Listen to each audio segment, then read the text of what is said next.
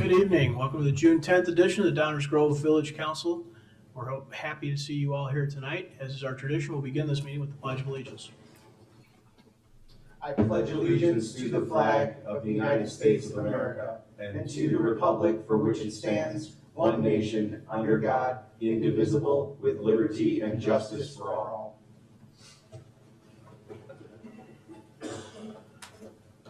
Rosa, would you please call the roll? Mayor Barnett, Here. Commissioner Sadowski-Fugit, Here. Commissioner Gilmartin, Here. Commissioner Tully, Here. Commissioner Davenport, Here. Commissioner Sarver, Here. Commissioner Rowe. Here. Welcome, everyone. Good to see you all. Item 2 on our agenda tonight is proclamations. This is a point in the meeting where I bring attention to certain activities or groups or causes or other things that should be noted and that I think would be good for the rest of the community to hear a little bit more about. Tonight we have a motion, or a proclamation rather, concerning the U.S. Army's 250th anniversary. Whereas on June 14, 1775, the Second Continental Congress, representing the citizens of 13 American colonies, authorized the establishment of the Continental Army to defend the colonies against occupying British forces and to secure a common defense. Whereas the collective expression of the pursuit of personal freedom that caused the authorization and organization of the United States Army led to the adoption of the Declaration of Independence and the codification of our country's basic principles and values in the Constitution. Whereas for the past 250 years, the United States Army has protected our country in times of peace and in times of conflict and continues its work today to preserve democracy and defend freedom at home and abroad. Whereas the motto of "This We'll Defend" is more than just words, as it encapsulates the Army's enduring mission to safeguard our nation, protect its citizenry, and uphold its values. Whereas these men and women who serve proudly as soldiers of the United States Army and the families who support them make great sacrifices to defend our freedoms. Whereas no matter what the cause, location, or magnitude of future challenges, through war and peace and conflict and humanitarian missions, Americans can rely on their Army's well-trained, well-led, and highly motivated soldiers and their dedication to defending the nation's highest ideals of freedom, democracy, and justice to carry out the missions entrusted to them. Whereas throughout the history of Downers Grove, many of its citizens have proudly served in our nation's defense, and some have made the ultimate sacrifice for our country's freedom while serving the United States Army and other branches of our nation's military. Whereas today we celebrate the continued strength and professionalism and bravery of our soldiers in this all-volunteer force and observe June 14th as the birthday of the United States Army. Now therefore I, Robert Barnett, Mayor of the Village of Downers Grove, do hereby commend the soldiers of the United States Army, past and present, and recognize the historic significance of June 14th, 2025 as the 250th birthday of the U.S. Army. And on behalf of the citizens of Downers Grove, I express our thanks and appreciation to the United States Army and to the dedicated soldiers who have served over these past 250 years. Dated this 10th day of June, 2025, Downers Grove, Illinois. We have a representative from the Army here to receive this.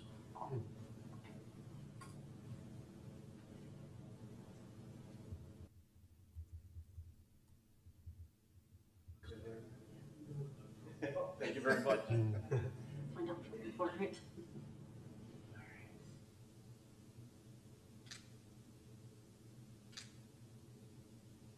Thank you.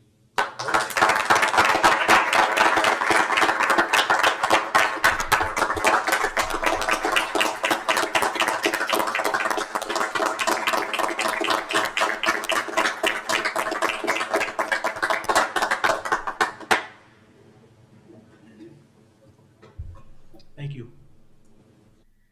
Item 4, minutes of previous council meeting. Is there a motion? Mayor Barnett, I move to approve the Village Council meeting minutes from June 3rd, 2025 as presented. Second. Any comments from council? All those in favor say aye. Aye. Opposed? Passes unanimously. Item 5, public comments. This is the portion of the meeting where we take public comment on items not on tonight's agenda. If you're here with comments for us on things not on tonight's agenda, please come on down to the podium. Let us know what's on your mind.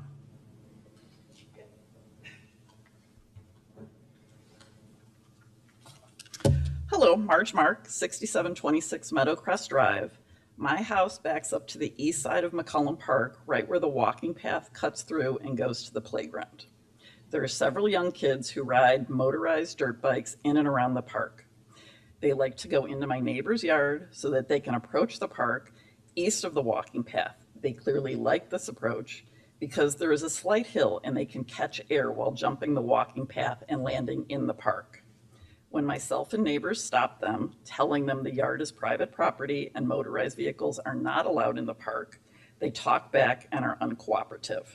Just yesterday, one told me his bike was only electric, not motorized. When I asked if he pedaled it and he said no, I explained that it was indeed motorized. Last month, I saw the aftermath of one of them riding across the field at the south end, crashing into a young girl who was biking with her mom on the path. She had been following the park path rules. The two bikes had to be pulled apart, and the young girl was scraped up and clearly shaken when I spoke to her. After the bikes were separated, the dirt biker fled the park. These dirt bikers clearly aren't informed and or just don't care about the rules. One told my neighbor just this morning that if caught, the fine is only $100. My fear is that it is only a matter of time until they crash into pedestrians on the path, as there are lots of blind spots. A small portion of split rail fence could be a useful deterrent, as well as additional highly visible signage. Far less costly options than a lawsuit against the village and the park district. Thank you.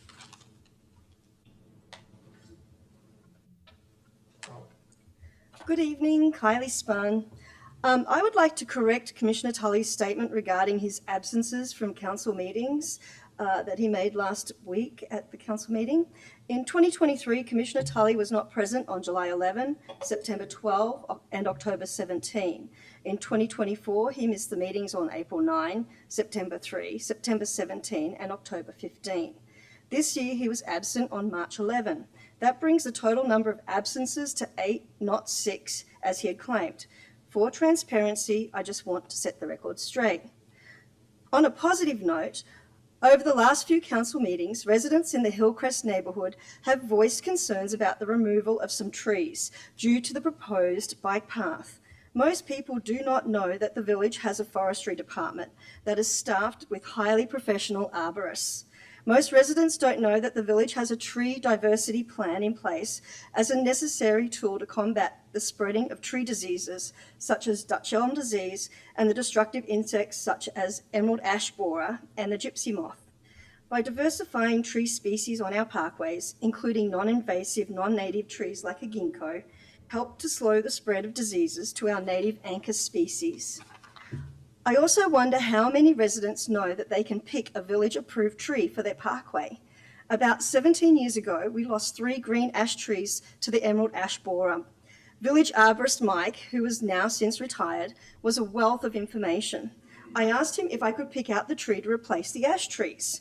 He said that the village typically doesn't do that, but allowed me to pick a northern red oak. A new village forestry program was born. Several years later, we lost a linden tree during a microburst tornado. Arborist Mike gave me a list of trees and I was able to pick out the ginkgo. By engaging homeowners in the selection of the tree, you are giving homeowners a stake in the care of those trees. Another program the village forestry department had at the time was a free gator bag for newly planted parkway trees. I am not sure if that program is still available, but it might be worth looking into reviving if it is no longer in place. Residents can also go on the village website to the tree survey and see what species are on their parkways. It is really cool. I kind of love trees. I don't think many DG residents are aware of this. I feel the council has an opportunity for community engagement here.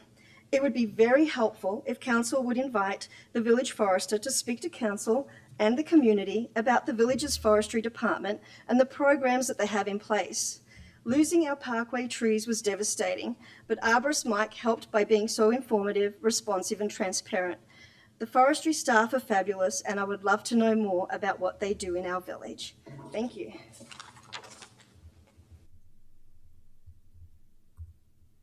Others or subjects not on tonight's agenda?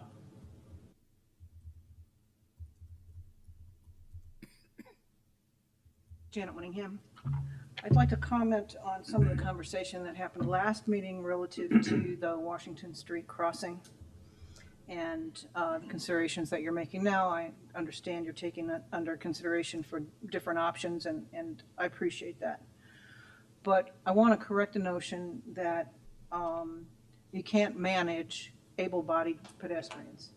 And therefore, the only option would be to delay southbound traffic until pedestrians cleared the area. Those, first of all, as far as managing pedestrians and crowds, it's sort of like tell it to Andy Frayne. Crowd control is a thing. You can manage people. I would suggest hiring a couple of crowd control officers with the authority to issue jaywalking tickets and hefty fines and enforce that to get people's attention and get them to manage their a way to cross smoothly. The delay of southbound traffic is punishing drivers who are commuters also, making drivers into third-class citizens. They want to get across the tracks, get to their parking spot in the garage or in the lots, maybe the drop-off, get a ticket for the train, get to work, just like everybody else. And you are punishing them because the crowd control is not enforced.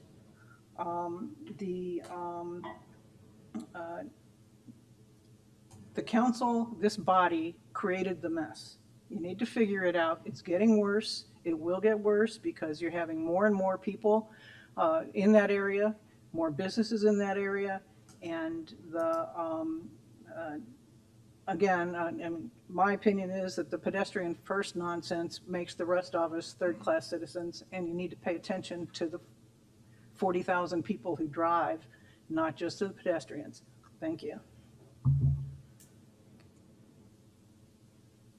Others, items not on tonight's agenda. Okay, we will continue. Item 6 is our consent agenda. The third item on the consent agenda, a resolution approving a master license agreement, has been moved to the active agenda per the request of the council member. So with that change, is there a motion to approve the consent agenda? Mayor Barnett, I move to approve the consent agenda as modified. Second. All those in favor say aye. Aye. Opposed? Passes unanimously.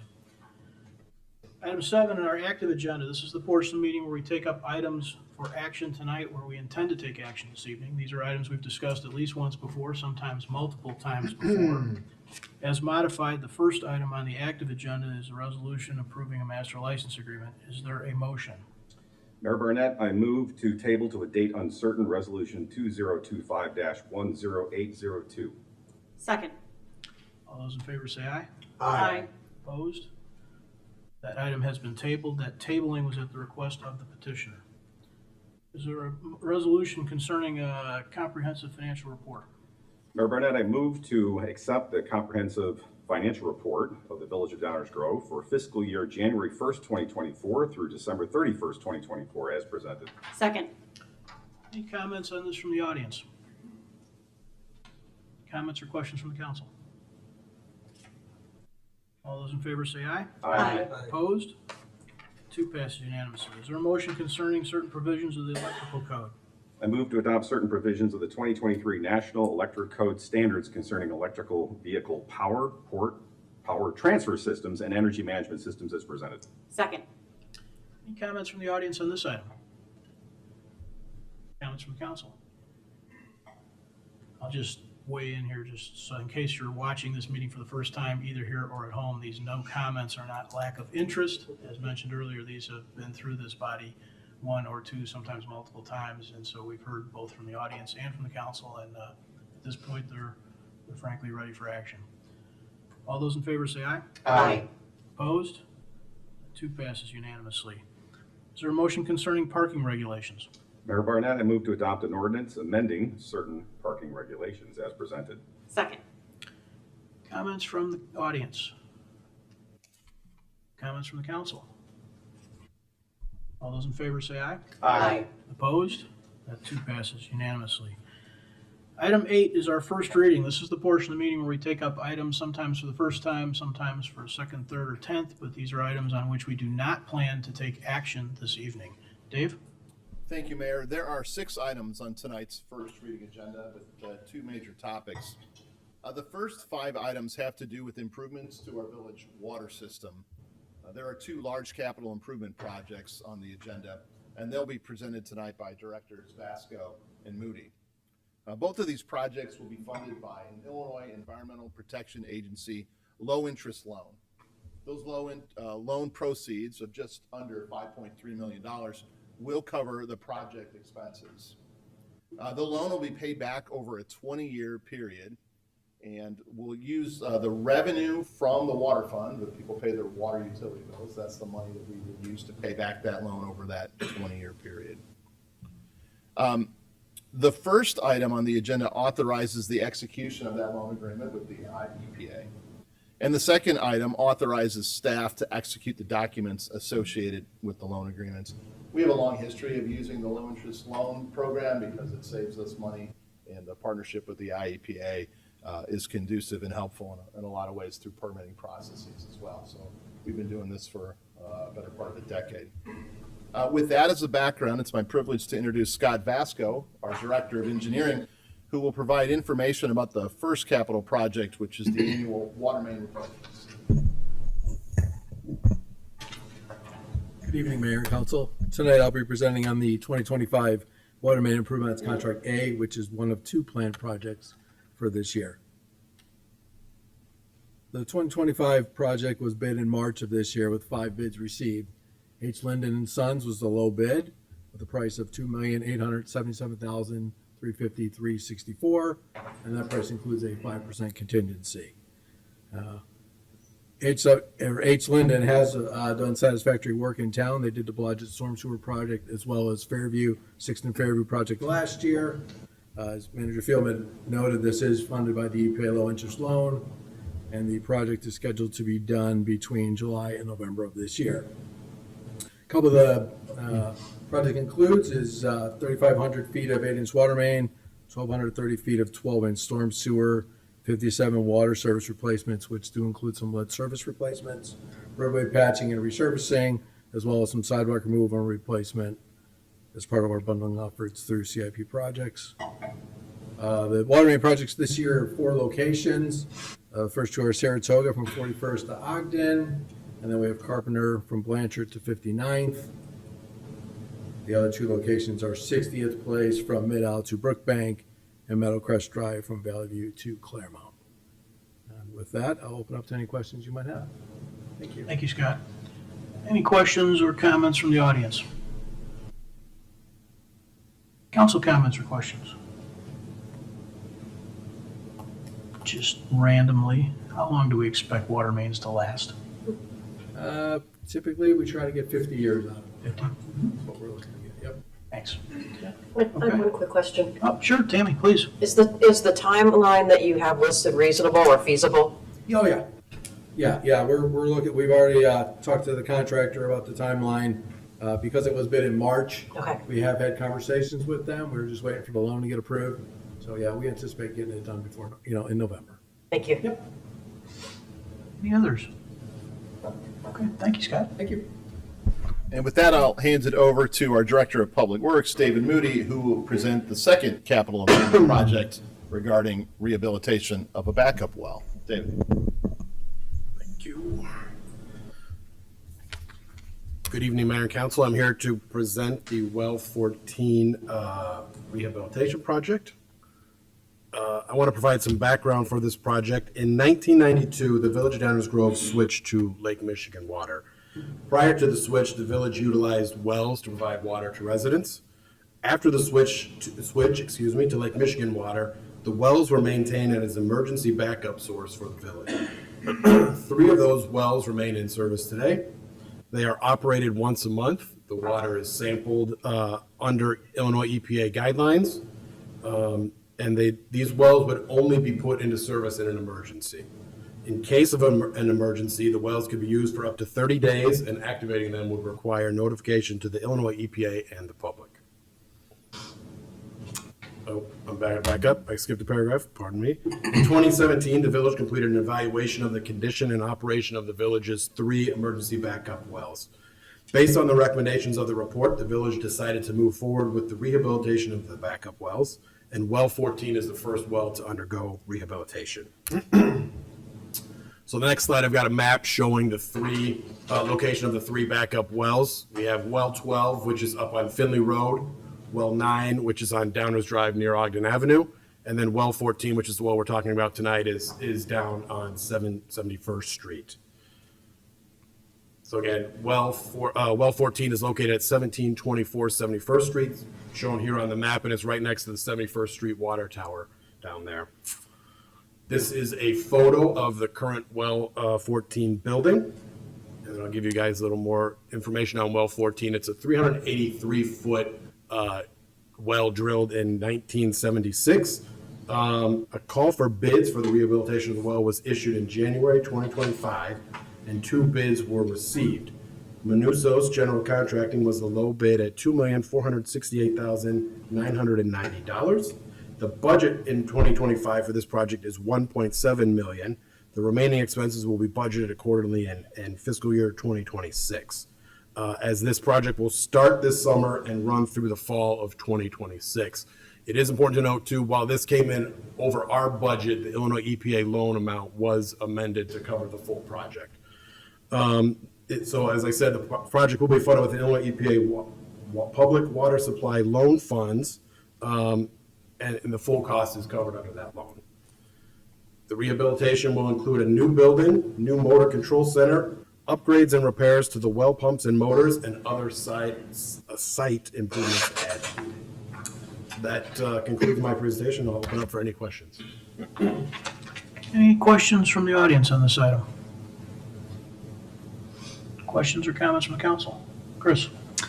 Just a couple of questions. First, how long will that well be sort of out of operation during the process of? So, I'm unsure. I can clarify that with our consultant on that. There will be a period of time, and then we'll work with the EPA. They'll be notified when the well is out of service. The building itself will be the main, time for the project, taking most of the time of the project. The well itself will only be out of service as they change out the pump for that part. So we can follow up for sure. And my second question was what's the need for the replacement of the change in the building? Yeah, so that building was constructed in the 1970s. As we analyzed the building, it just made more sense to start new instead of trying to fit in electrical changes, all the current bring everything up to current codes. Perfect. Thank you. Mike? Sure. Thanks to staff I had several questions and they were asked and answered in the council questions ahead of time. One thing that I'm aware of, I had a question regarding, much like you might have with your home, and you're looking at bringing, having an electrical generator there to take care of emergency power. We might not always look at having a generator that's going to keep you going 100%, right? It's going to take care of critical things. And so that was actually a question I had about this. Do we really need 3 wells? And the answer was absolutely. That's kind of how this has been designed. And so I just thought that would be informative for people to know. And I'm just curious, this thought that came to me this evening. Possible to plant a couple of trees on the lot? Yeah, absolutely. Yeah, I run by there quite frequently. It's a big lot, absolutely. Plenty of room there. So why not get a few more trees while we're at this? Thanks. Any others? A couple of questions, Dave. First one is, do we have any renderings or anything of the building design? Is it gonna look like the one that's there, or is it gonna look like a?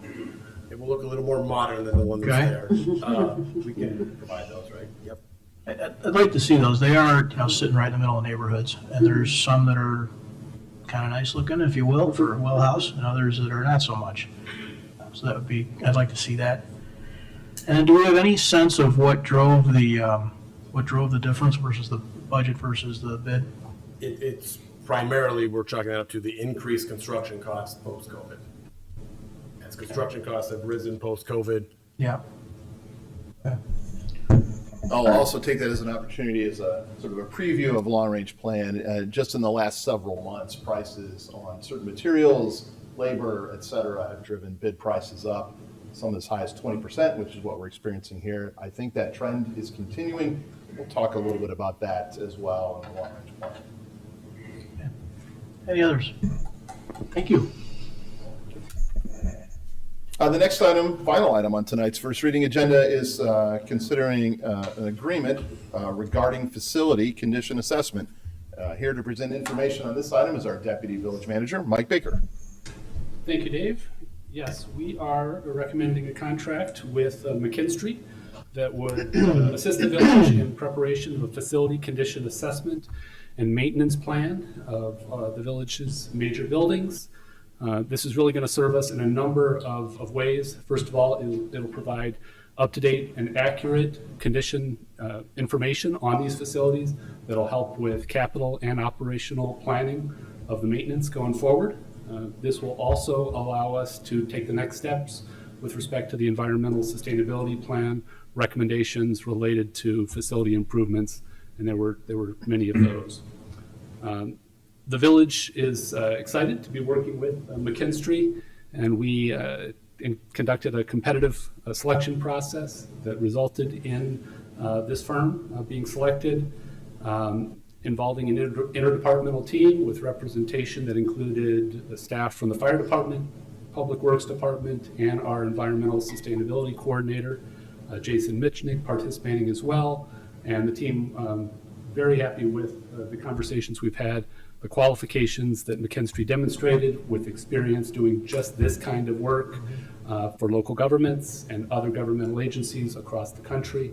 And we think that this will give us a lot of valuable information to make facility-based decisions going forward. Sam Bloomer-Garibay and Jimmy Butler are here from McKinstry, and we're happy to answer any questions you might have. Thanks, Mike. Any comments from the audience on this item? Comments or questions from the council? Leslie? I do appreciate that we are doing this. This is a smart way to move forward, especially with a brand new building. And I know that we have some concerns with some of our fire, at least one fire station and kind of its livability. I was the one who in the council questions asked, and forgive me, I am very far from an engineer, though my husband is a mechanical engineer, so I probably could have asked him. I was the one who asked about the HVAC, and I know in there, certain components are listed in the, they're going to get kind of like a heightened investigation. But I'm still curious, on page 11, it says that it excludes functional testing of any system, including HVAC. So can you kind of explain, like, so from what I understand, functional kind of means, you know, you're not testing basically how the system should function kind of as a full suite. So can you kind of explain what, in terms of the HVAC components, are actually being tested and what that means? I'm going to ask Sam Bloomer-Garibay from McKinstry to come up and respond to that question, Commissioner. Good evening, Mayor, members of the council. As a local government alum, I used to work for Will County. I love being back in front of a council, which not a lot of people get to say, but it's a good question. So I'll start off and I'll ask my teammate Jimmy here to fill in if I'm missing anything. So typically when a building is built, or if there's a known deficiency with a system, we may run certain systematic tests to ensure that it functions the way it should. That's not really necessary with a facility condition assessment, because what we're doing is we're looking at, typically from a visual assessment and from working with maintenance staff and hearing them tell us if there is a known issue. It's simply not necessary. It's a cost that the village wouldn't need to incur to get the value of the data related to how that asset is currently operating, what is the condition, and when do we anticipate that asset needing to be replaced. There is a maintenance component scoring that will happen. So if there is a known issue, we will document that. So you're not missing out on anything that you would from functional performance testing. It's just typically not necessary unless, for example, you didn't have any maintenance staff and you subbed all that work out, which you don't. So Jimmy, do you want to add anything, or is that? Maybe one thing to add on functional performance testing. It's usually done when a new building is completed, so call it new construction commissioning, and then all of the pieces of HVAC equipment are run through the paces, every type of unoccupied, occupied mode, to make sure they are working as expected and once they're installed. There's also retro commissioning, which you could come into a building and do, say, like a tune-up. And so that's, again, you're kind of running it through its paces to see where you can improve efficiency. Maybe you're heating and cooling all night in a building, and you can dial that back. So that's where I think where the functional testing would really take place instead of this type of assessment. Excellent. Thank you so much for clarifying that. The other thing I will say is Sam mentioned the collaborative process, working closely with staff. Sure. Our building services staff will be accompanying them Right. on the review of the buildings. And so if there are any issues, they'll be able to point them out. Great. Thank you. Anything else? Thank you. Anyone else? Martin? Thank you, Mayor. I'm glad you're up there already. Just in case, I know better than to sit down. Your experience is revealing itself. The time frame for phase one is 3 months, is that right? Yes, sir. All right, so one of the questions I think someone might ask is, well, why do we need to hire somebody to assess our own buildings? We're in them all the time. We're working with them all the time. We're presently conducting maintenance on them. Why can't we do this ourselves? Why do we need to bring in a consultant contractor to do this work at a not insignificant amount of money? And as I understand it, it's, first of all, we don't have somebody or somebody's just sitting around with nothing else to do for 3 months. They actually have their day-to-day jobs to do. So it's a resource question. Number two, it's the expertise and the experience that you bring to doing this, as opposed to saying, Mayor Barnett, in your spare time, will you please go assess fire station number 2? That's not exactly what you do. And then also, I understand there's an increased independence element to this, is that said that if you're too close to something, you may not be completely as objective as you might otherwise be. That was not a question, that was a statement. My question comes to this, and I know we're not talking about phase 2 yet, but there's a prioritization element to phase 1 that is also somewhat discussed in phase 2, and I'm just curious, what is the prioritization element in phase 1, and how does it differentiate from the prioritization element in phase 2? I think I know what you're going to say, but I have to ask the question. Great questions, Commissioner Tully. I'm going to start at the top, and if I miss anything, please let me know. I want to answer your questions completely. So I actually, although I'm not a typical suspect, used to be a facilities and sustainability director. And so I used to think the same thing. I had a spreadsheet going of all of our assets and the projects we were doing, and I didn't need anyone else's help. That same organization is now one of the clients that we work with. And the reality is, it is a lot of work to get the data captured, get it organized. And if you don't have a process in place, which, like you said, you don't have an internal facility condition assessment team, and that is normal, especially for an organization of your size, you're reinventing the wheel. You're going to hemorrhage time and energy. You're probably going to end up bringing in an engineer or consultant anyways, because you're going to be in the mire of it and you're not going to be able to get yourself out. We also have looked at millions and millions of assets, the engineers that'll be on site. We do these assessments. We've done all 101 Chicago fire departments, to give you an example. We bring the experience of observing what folks who may only know Downers Grove facilities really well, what they might be missing, right? So that nuance is very important because it makes the data more valuable, and the insights that we may provide through that data, making recommendations, whether it's related to your long-range planning or simply day-to-day operations. You are really paying for the engineering expertise, a formulated process, and then there will be a dynamic tool that also is part of the deliverable that will help memorialize the data and the information we collect, so that no matter what happens, if your maintenance team wins the lottery and leaves tomorrow, you're not left saying, oh no, now we have to hire someone new and we have to bring them up to speed, and you're losing that time and energy and oftentimes paying someone outside of your staff to do things your staff could do. That will be a central repository for training and for creating processes that will protect assets like the investment you just made here at the Civic Center. That's the first part. Did I answer that first initial question sufficiently? Yes, thank you. Okay. Wonderful. So in terms of prioritizing what activities happen when in phase 1 versus phase 2, I told members of the staff for the village that I will only ever recommend a pathway that I think makes the most sense in terms of financially and in terms of your time. You all have a long-range planning process coming up. I know it's budget season coming up. Having that asset data is really what's critical to get you into 2026 successfully. Also, if we were to lump everything together, sometimes when we learn from the asset data in phase 1, that helps better define the scope for phase 2. So instead of saying, I already know everything there is to know about your buildings, there's nothing new I could come across, I know exactly what you need, I am humble enough to say, I'm going to learn a lot from your team and from being in your buildings, and that's going to enable me to provide you a scope for phase 2, should that be the decision of these representatives, to ensure that you're getting the most value out of that investment. So it's really, let's get data gathered, let's get a baseline, and let us use the data to drive exactly what is needed, so we're not over-engineering any solutions or doing work that's not necessary in phase 2.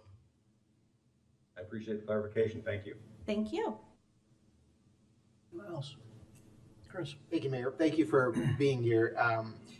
I did have a couple questions that kind of piggyback on that. So the initial phase of analyzing sort of all the documentations that we have and all the understandings of what our facilities are, how reliant are you on that versus the walkthrough? Because I want to just make sure that if we've got older buildings and perhaps our records are a little dusty, that we are eyes on these systems. And I believe that's what the walkthrough of the nameplate database that you intend on doing. So that's my first question, in terms of there's some information gathering up front, but to me, the value seems a little more in just confirming that that information is accurate as well. Yes, exactly. That is why we take a look at the data that does exist, the drawings that do exist. And for a building like this one, in one of the questions that was answered ahead of time, if there's efficiencies we can gain and ways we can conserve engineering hours to spend more on those buildings that have less clear historical building data, we're going to do that so that you're getting a better value. So when we look at that data and do desktop analysis, it gives us a picture of what we might be walking into. But when we're on site, we do confirm everything that we see, and we do note any corrections that need to be made to files.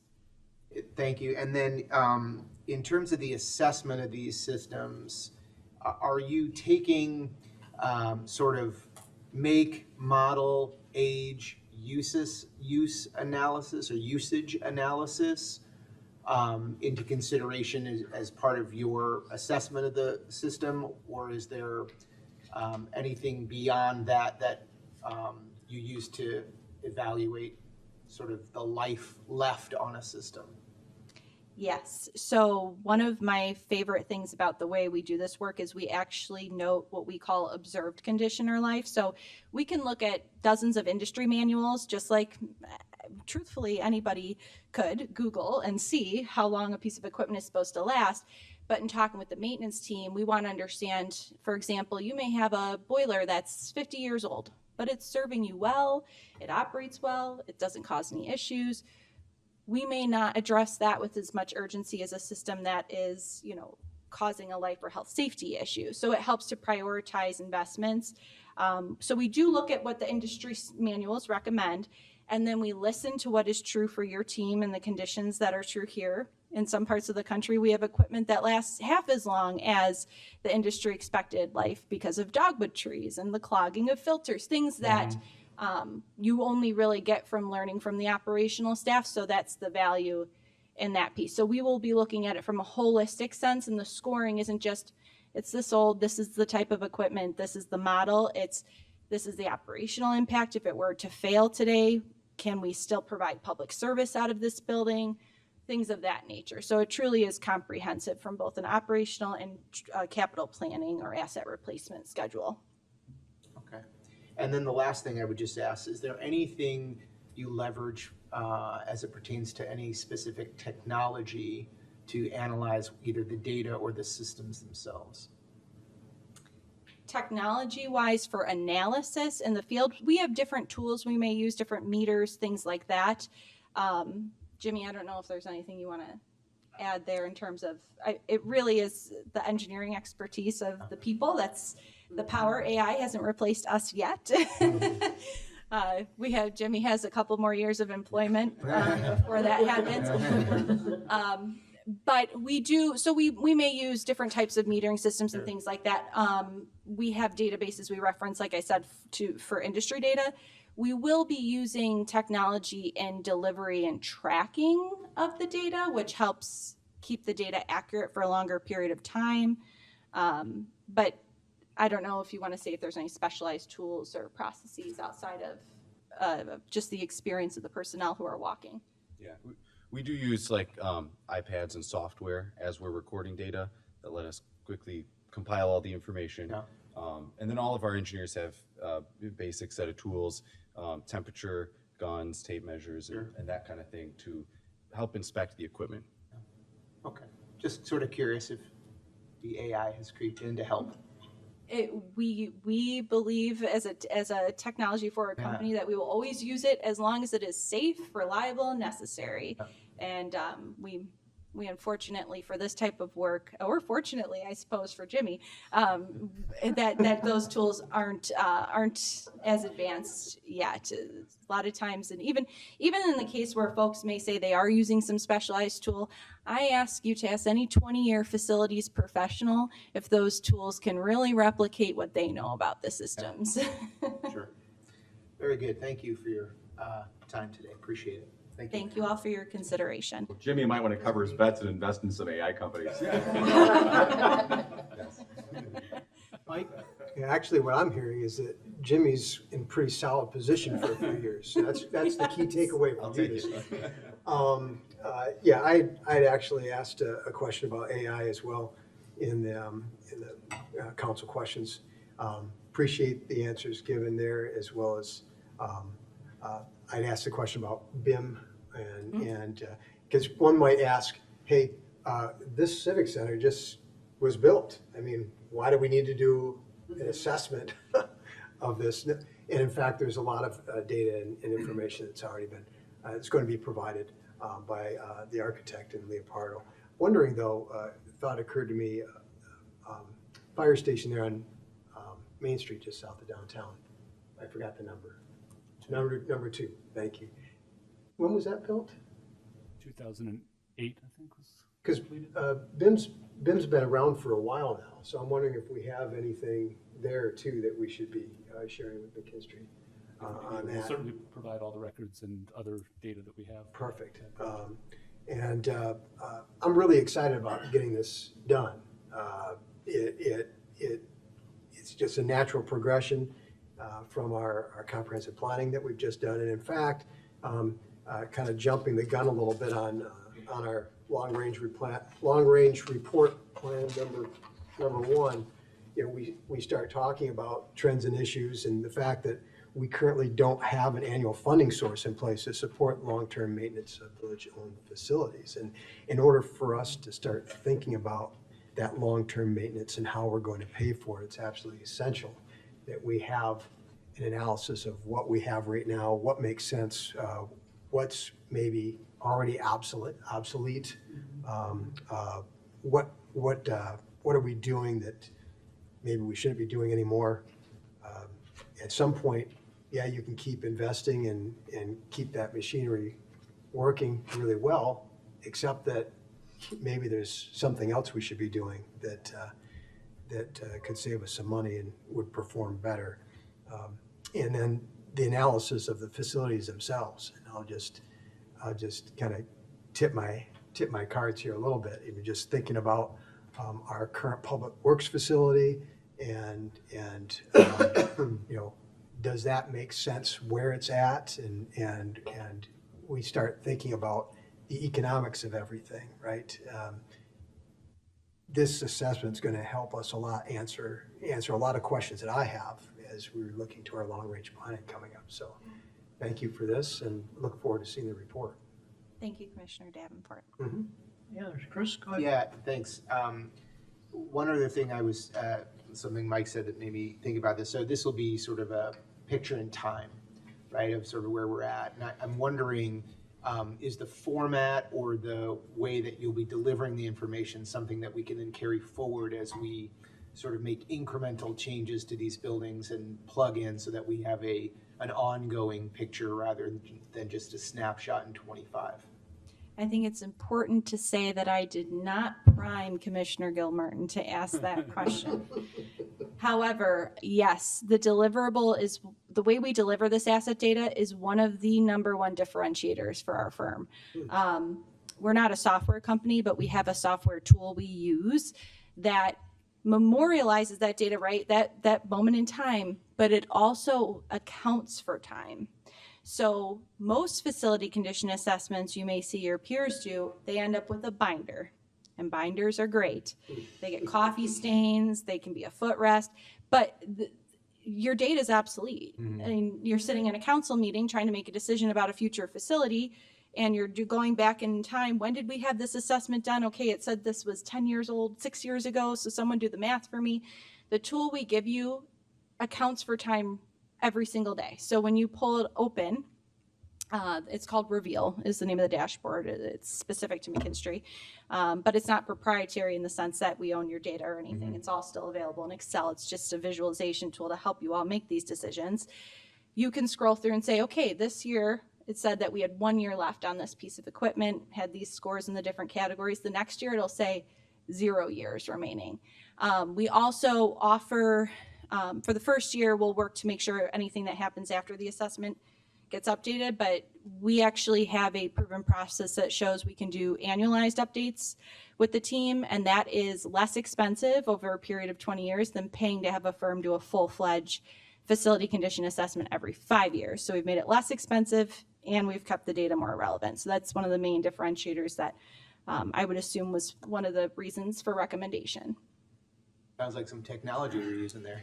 It is, but not to collect the data. So we'd be happy to provide additional information on what's coming or an update presentation or even just memo style collateral to the council. We really want to build a long-term partnership with you all. I think that's great. I think this is the type of ounce of prevention thinking that we talked about. I feel like this is really important. I look forward to seeing this happen. Thank you, Mayor.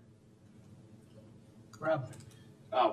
So this is actually more for staff, but I am really excited. I wish we would get this quicker while we're talking long-range plan, because I feel like the interaction between phase 1 and phase 2, with phase 2 really tying into our environmental sustainability plan is going to be interesting. But I think what I'm asking staff here is going directly to the value of this. And something Chris just mentioned with being dusty is, have we done this in the past 20 years? Yeah.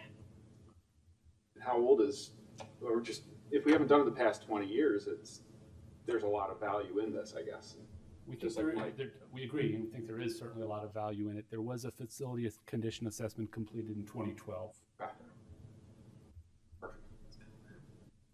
With no AI. With no AI. And that focused on the previous police station. Yeah. And the previous Thank you for that. I meant to ask. 10 or 15. 0 years left. Yeah. Negative? Yeah, negative. I was just gonna say, I'm glad that we're not getting binders. I mean, it's good for Pawnee, Indiana. But Downers Grove, we don't need the binders.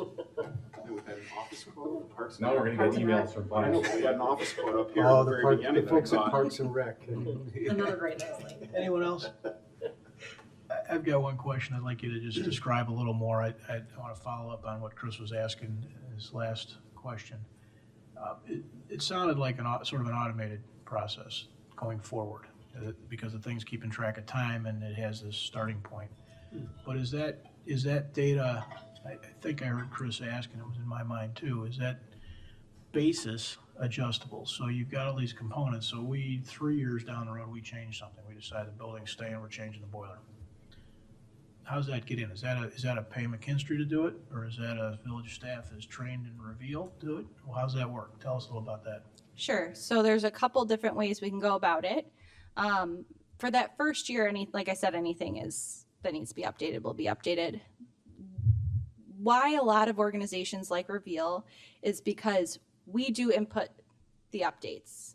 What that means is that insulates anyone from going in and altering data in a way that is then threatens the integrity or its accuracy.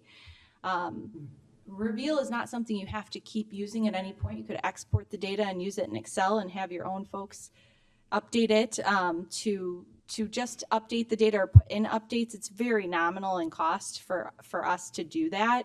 But again, that's only if you want to keep using Reveal. So you're not completely tied to us forever. It's not a bait and switch. Oh, you're stuck now. But most people find that they like Reveal so much and it saves them so much time and it insulates the data that they do keep us on for an annualized basis to sit down, and we actually help do the updates typically quarterly, and then we'll sit down and actually support your capital planning process year over year. And that is a decision that you all could make in the future. It's not something that's part of this current contract because we want to make sure you all like the services you receive and that it's working for you before we'd ask you to even consider that type of decision. But even that is a nominal cost relative to what you would spend if you just wait and do it again in 5 years. Good? All right, I think we're done. Thank you. Thank you, Mr. Mayor. Thank you, members of the council. Thank you. That ends tonight's first reading. Mayor, thank you. Attorney's report. Thank you, Mayor. Only one item tonight to present, and it's an ordinance authorizing the loan amendment of the Illinois Protection Agency. That's it. Thank you. Thank you, Enzo. Dave, it's your show now. Checking with Doug to make sure the mic's on. All right. Summertime, so most people are thinking about trips, beach or out to the park on Tuesday nights. But your staff team is thinking long-range plan. Yes. Summertime brings long-range plan. This is the 2025 to 2027 long-range plan. This is this council's LRP. What is a long-range plan? It's a little unique to Genetro. For us, it is a combination of strategic planning and financial planning. This allows us to make strategic decisions against a backdrop of financial realities, constraints, opportunities, what have you. We joked that in many years past, we separated strategic planning from financial planning. When we were doing strat planning, we'd come up with all the things we wanted to add, and then we do financial planning and talk about all the things we cut, and then we got the budget time and had to put it all together. But you know what? Why don't we put it all together under one unified plan? It's worked well for us for the past 10 to 15 years. The long-range plan drives annual budgets, as we were just talking about. It drives policy decisions, helps the council make decisions going forward. And on the staff side and the council side, it drives operations, even on a day-to-day basis. So this is a living document that we refer to on an ongoing basis. Long-range plans for us include the following things: our strategic goals, the identification of key trends and issues that are happening or forming now that may affect our long-term future, and then strategies and solutions that are tailored to address the key trends and issues that we've identified, and then, of course, priority action items. This council's work plan, which identifies the things that are important to this council, we want to get done prior to April of 2027, when the next council will be walking through the village. So that's our 2-year work plan, basically. We talk a lot about our flight analogy and what level of work are we asking the council to do. We are flying at the higher levels of this, so this is big policy direction, 30 and 40,000 feet in our flight analogy. These discussions drive decisions at the 20,000 and 10,000 foot level, including budgets, projects, etc. A little bit of background. We checked in with some all council members before this meeting, and one council member asked us to talk a little bit about our LRP team. You see me up here doing this as a spokesperson. Where is this report and resource guide coming from? Like every other project that your village staff team works on, it's a team approach. It's a collaborative approach, multi-departmental. So we have people in the manager's office, including Jason Mitchnick from our environmental side. The legal department participates, public works, community development. So it's a lot of staff team with a lot of knowledge. The most important members of this team are our finance team. Director Leahy and her team.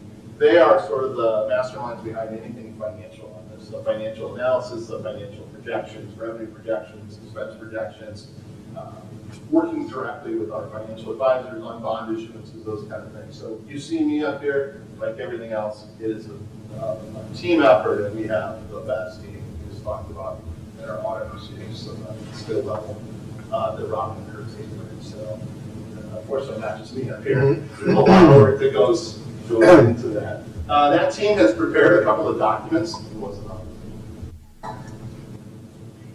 There we go. So I'll start again. We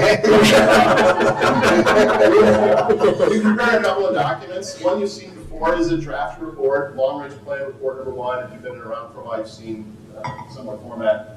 But this year, a couple of council members had some suggestions to give us deeper analysis and data that would be helpful in making decisions. So our team created the resource guide. It's just a lot of information about things that are important that may be helpful. So kudos to our staff team who put together the resource guide. And I was remiss, you know what, I forgot that on my notes here. We partnered with the Economic Development Corporation on a lot of things. You'll see information from them. We depend on them. We run a lot of the ideas past them. They do participate in the preparation of these documents. They are valued members of this team. So with that as the background, I want to talk a little bit about the summer schedule. We'll run long-range planning from now June through September. In June, we'll focus on goals, key trends and issues, and strategies and solutions. It'll probably take us a couple of meetings. I don't think we'll get through all of that tonight, so maybe next week as well. In July, we'll focus on governance, how the council interacts with itself, interacts with staff, boards, and commissions. We know this is a very important set of discussions for this council. We've dedicated a couple of meetings in July for governance.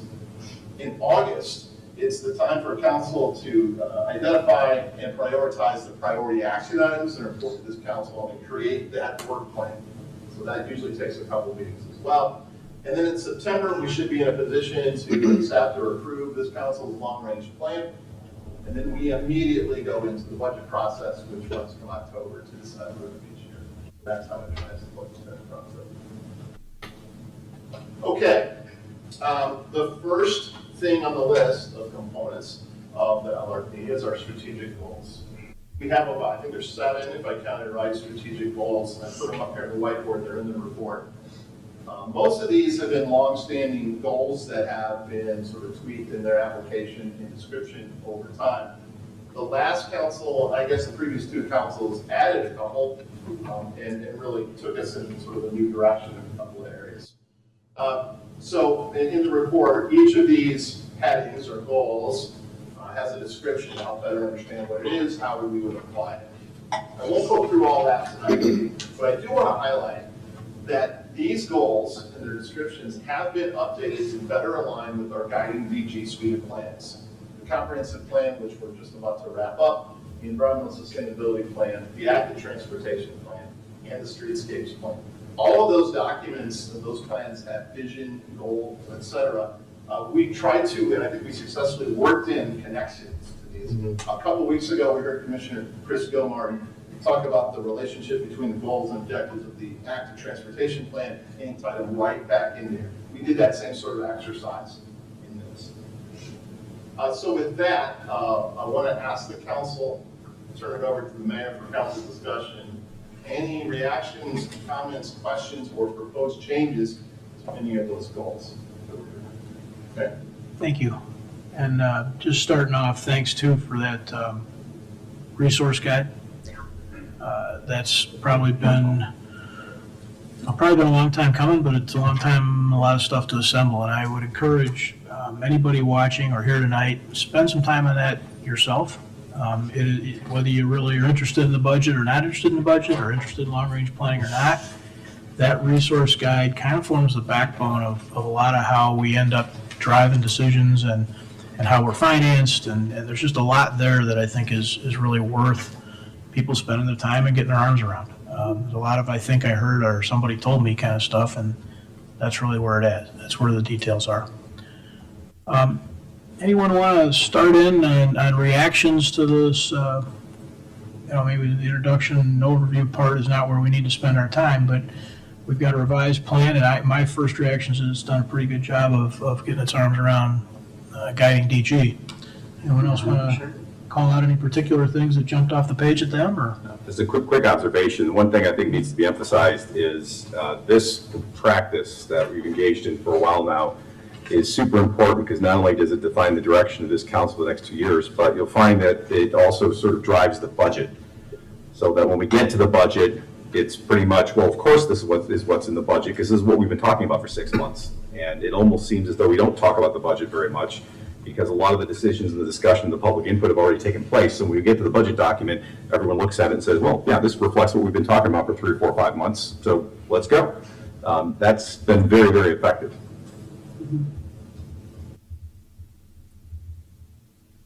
Well, everybody's just gonna nod and smile, and we're done? Chris, go ahead. I agree with you. Yes, Mayor, I agree with you. This is super great. I think the resource guide is excellent, a lot to get through. And so I think it's going to be important that we digest that and maybe do some more discussion about it, but really helpful. Fortunate to be on the EDC in a way where I have some insight into this because some of the stuff came out of those discussions. So, but they've certainly helped me get a clearer picture. We all have some uncertainty of what's coming, and these are the kinds of things that we need to look to. In terms of the goals, I think they are updated and working in a way that I think it does align with what we're trying to do. So I have no changes to that other than to say they look great. Yeah, I will echo that. I mean, the resource guide is not only, helpful for us, but also for the public to kind of understand the long-range process a little bit better. Having been up here for 6 years, I feel like it's kind of second nature for me now, but it is, even when I explain it to folks who have been coming to meetings regularly, it's still a bit of an enigma. So I think it's really beneficial for those community members who are coming and really trying to get involved in the process as well. In terms of the goals, I do appreciate the linkages to the comprehensive plan and also our new plans. I appreciate the definitions, the clarity. Again, it makes it a little bit easier to really kind of target in terms of priority action items as we start to move forward. And as we even come up with smaller new business items throughout the years, I know it's something that anytime I've proposed a new business item, I always look towards the goals and see how it best fits in. And so having these definitions and descriptions in here is really critical as well. So I'm happy with the goals and looks great to me. Thank you. Tammy, please. As a new member of council, I found this extremely helpful. Combined with meeting with Dave, Enza, and Mike, this was as clear as could possibly be. I came in here and I looked at the board and everything struck a note. And I also agree that the goals are everything that we've talked about and everything that, I thought was important in being a member of council. So I'm glad to see that things included among that list are a safe and welcoming community, a beautiful community, because I think too often we worry about, water, garbage, all the boring stuff, but we also need to make sure it's just a great place to live. So thank you.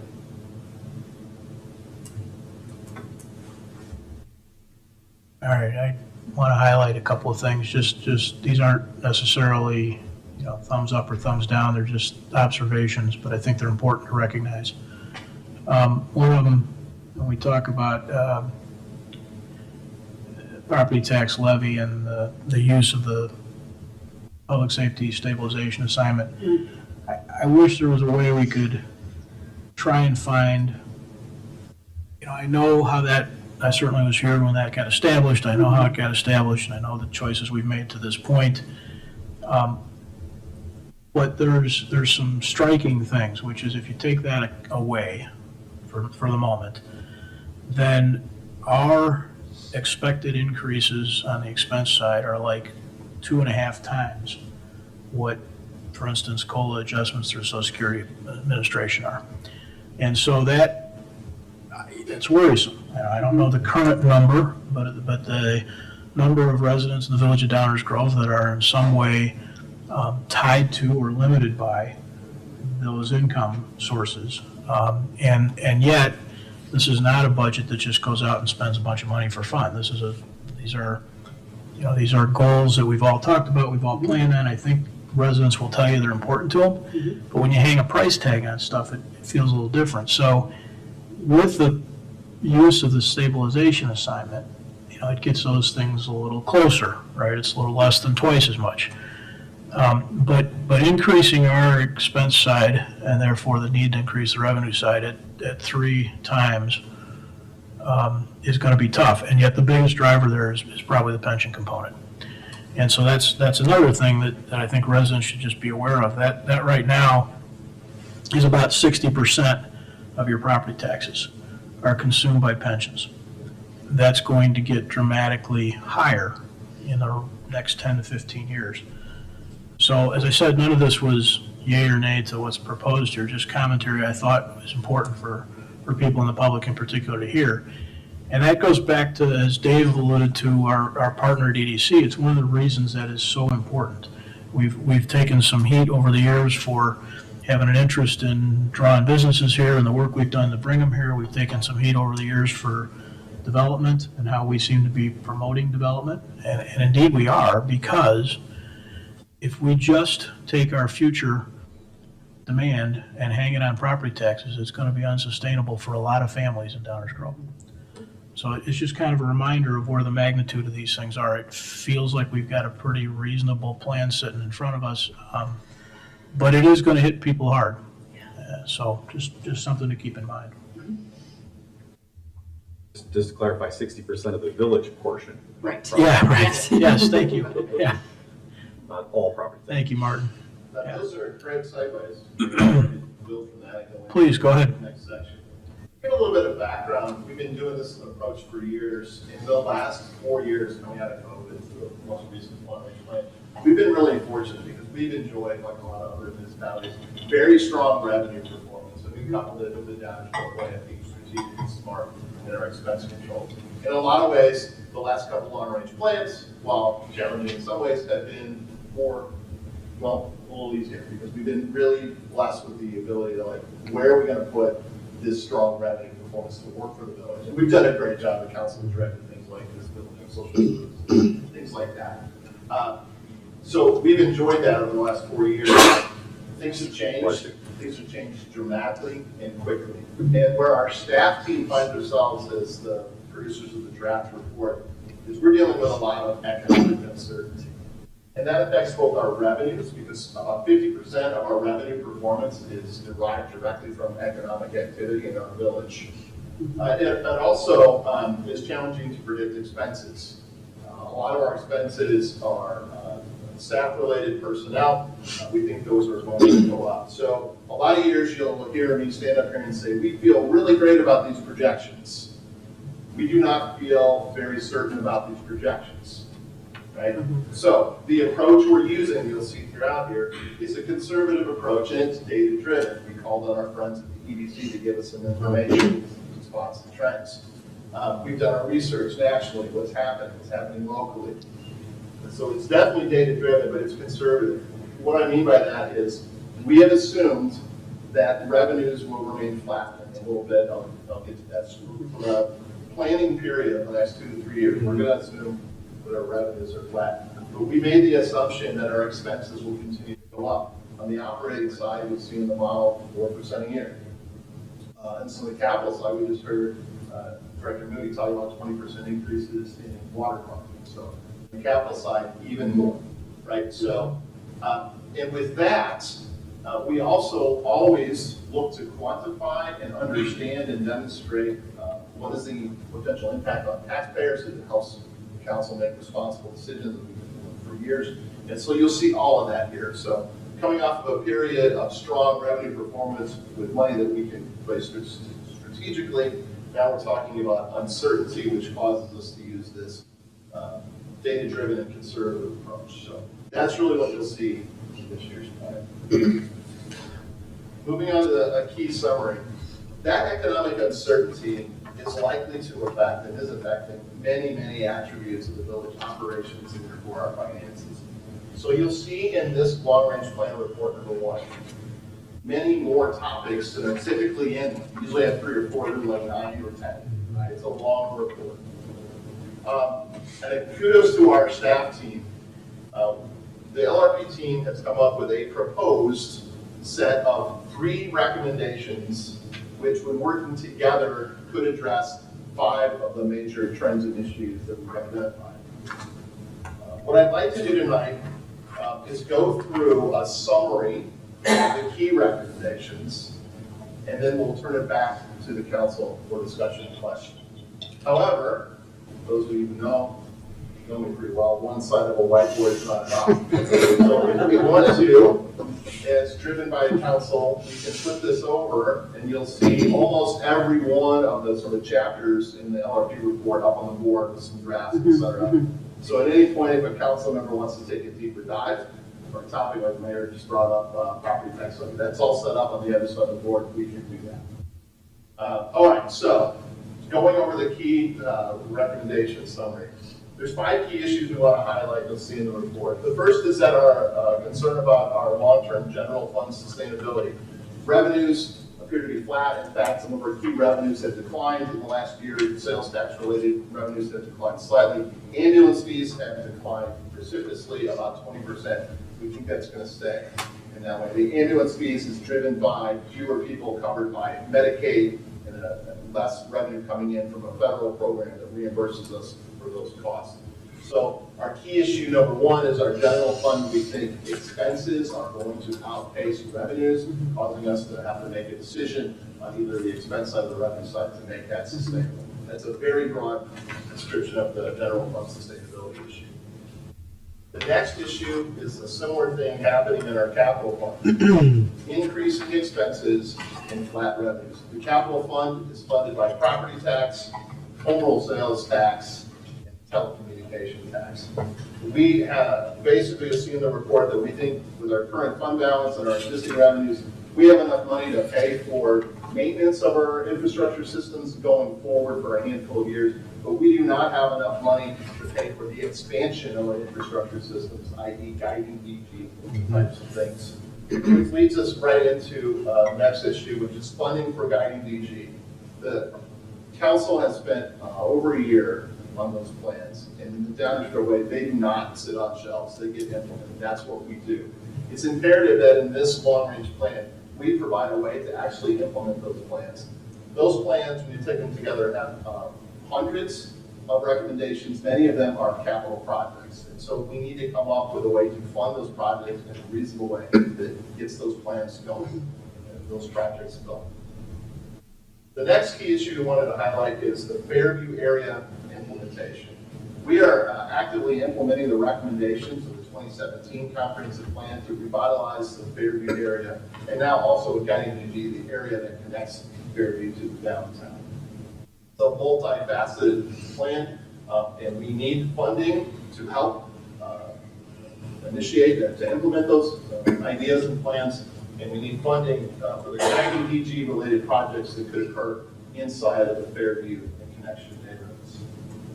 And finally, building on the conversation we just had, facility maintenance. We mentioned earlier that we do not have a great understanding of the current condition of our major buildings. That's why we're working with McKinstry to do that. And more importantly, while we have $1.4 million in the fund balance in our major building fund, we don't really have a permanent, predictable, repetitive funding source to make sure we can maintain those buildings. So that's the 5th issue.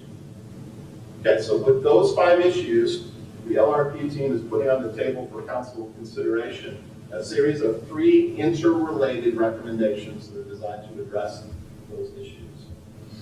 The first one is to increase our home rule sales tax from its current 1% rate to a proposed 1.25% rate, which would generate about $2.2 million. First of all, what is a home rule sales tax? This is a sales tax enacted locally by the village of Downers Grove. It is paid by folks who purchase through retail items that do not include titled properties. You don't pay it if you buy a car in Downers Grove. It does not include pharmaceuticals, and it does not include groceries. So retail type items, right? We've had a home rule sales tax for over 20 years, and we've had it first in 2003 or so. So the first idea here is to increase that rates from 1% to 1.25%, generating an additional $2.2 million a year. We, as a practice for many years, have split the revenue from home rule sales tax into 2 different areas. 25% of it goes to the general fund, and 75% of it goes to capital funds. So if we were to take this recommendation, of that 2.2 million, about 500,000 or so would go to the general funds, and we think that is putting us in a position to address, at least for the next couple of years, maybe a handful of years, the general fund sustainability issues that we identified. That's the first issue. 75% of that revenue, new revenue, would go to the capital fund, which is about $1.7 million. About 1.7 million. With this idea, we're proposing that the $250,000 a year would be placed, would be earmarked for facilities to make sure we can fund those on a cash basis. So $250,000 a year coming into the major buildings fund, to the capital funds, to address the facility maintenance issue. We also think that $250,000 a year of that $1.7 million could be used on a cash basis, pay as you go basis for capital projects. Could be anything in the guiding DG suite of recommendations. It could just be other things that aren't necessarily in guiding DG that are expansions of our infrastructure system. Think gateway sites, things like that. So $250,000 there. And that leaves $1.2 million. They'll talk about it in a minute. Is there any way you could turn the board a little bit? Those of us over here are a little. Yeah, great. Thank you. No. Okay. It is also in the packet. I know, but it's easier to see. Look it up there. Thank you.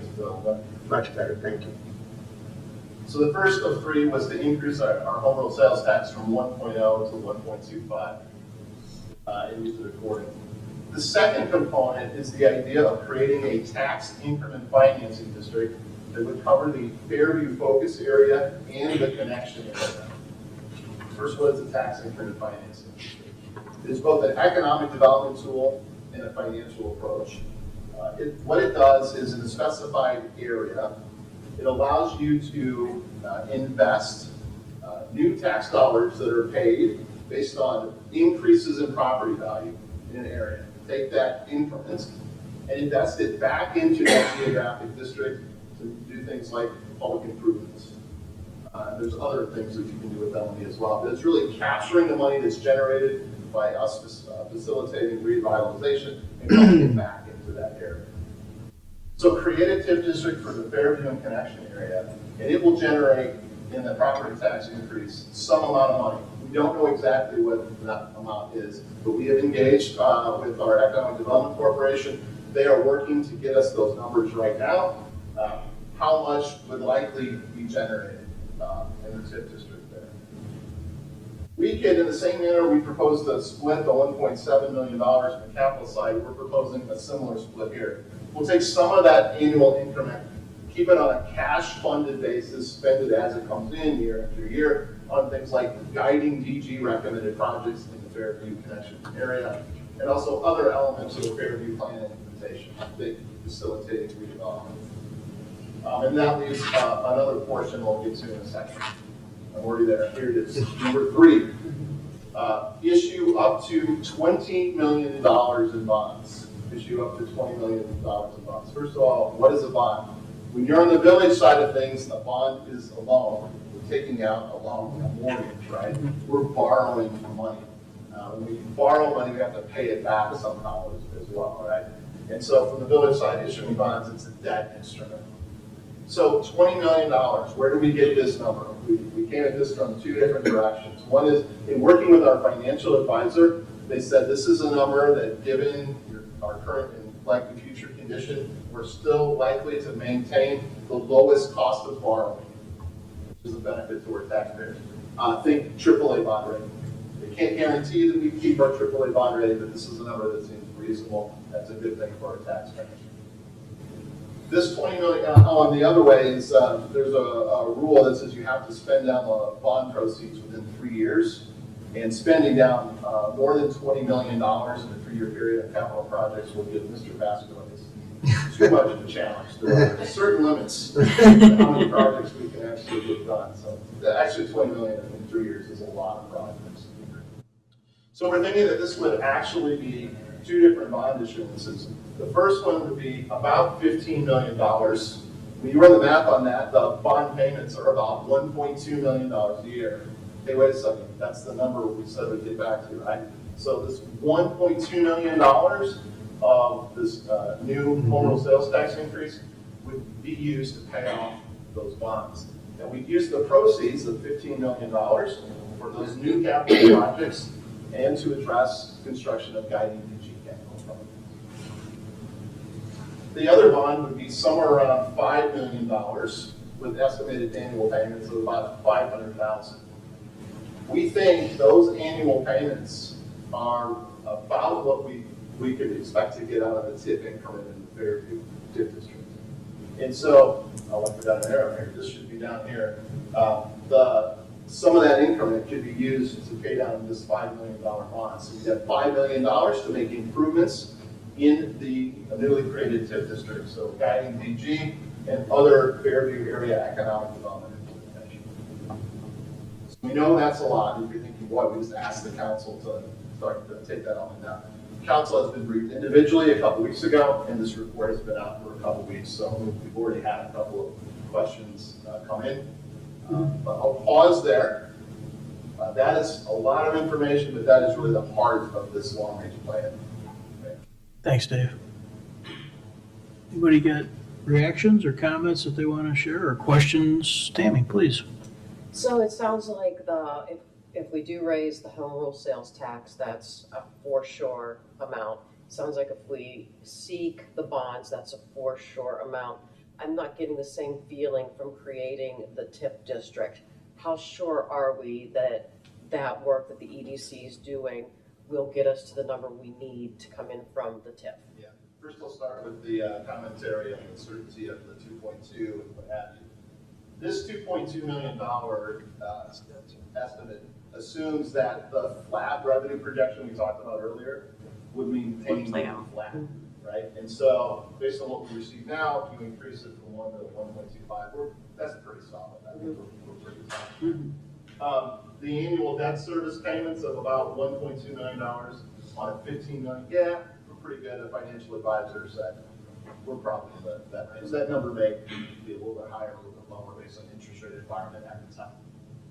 The $500,000 to pay off a $5 million bond created by the TIF district, there's still TBDs in here, but from our experience in previous TIF districts, downtown, Ogden Avenue, and our team has worked in other TIF districts in other towns, we think given the likely redevelopment that may be occurring already, we think the rec league right here at Warren Avenue, the apartments right next to it, and maybe we could facilitate perhaps some sort of redevelopment of a portion of the Fairview parking lot in a shorter time frame, working with Metro perhaps.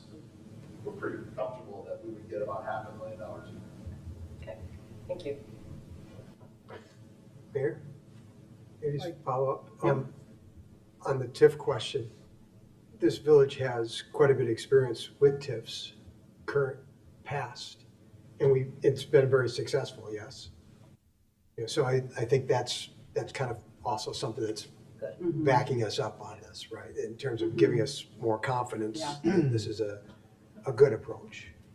If Yes. if you take the steps necessary to invest in the success of that TIF district, because the longer you let it sit without action, the less it will likely perform. It's very much like your 401k. The more you invest earlier on, the better performance you'll see over a long time. So just setting up the TIF does nothing. It calls upon this council and future council to take action in order to make things happen within that TIF district to generate that amount or more.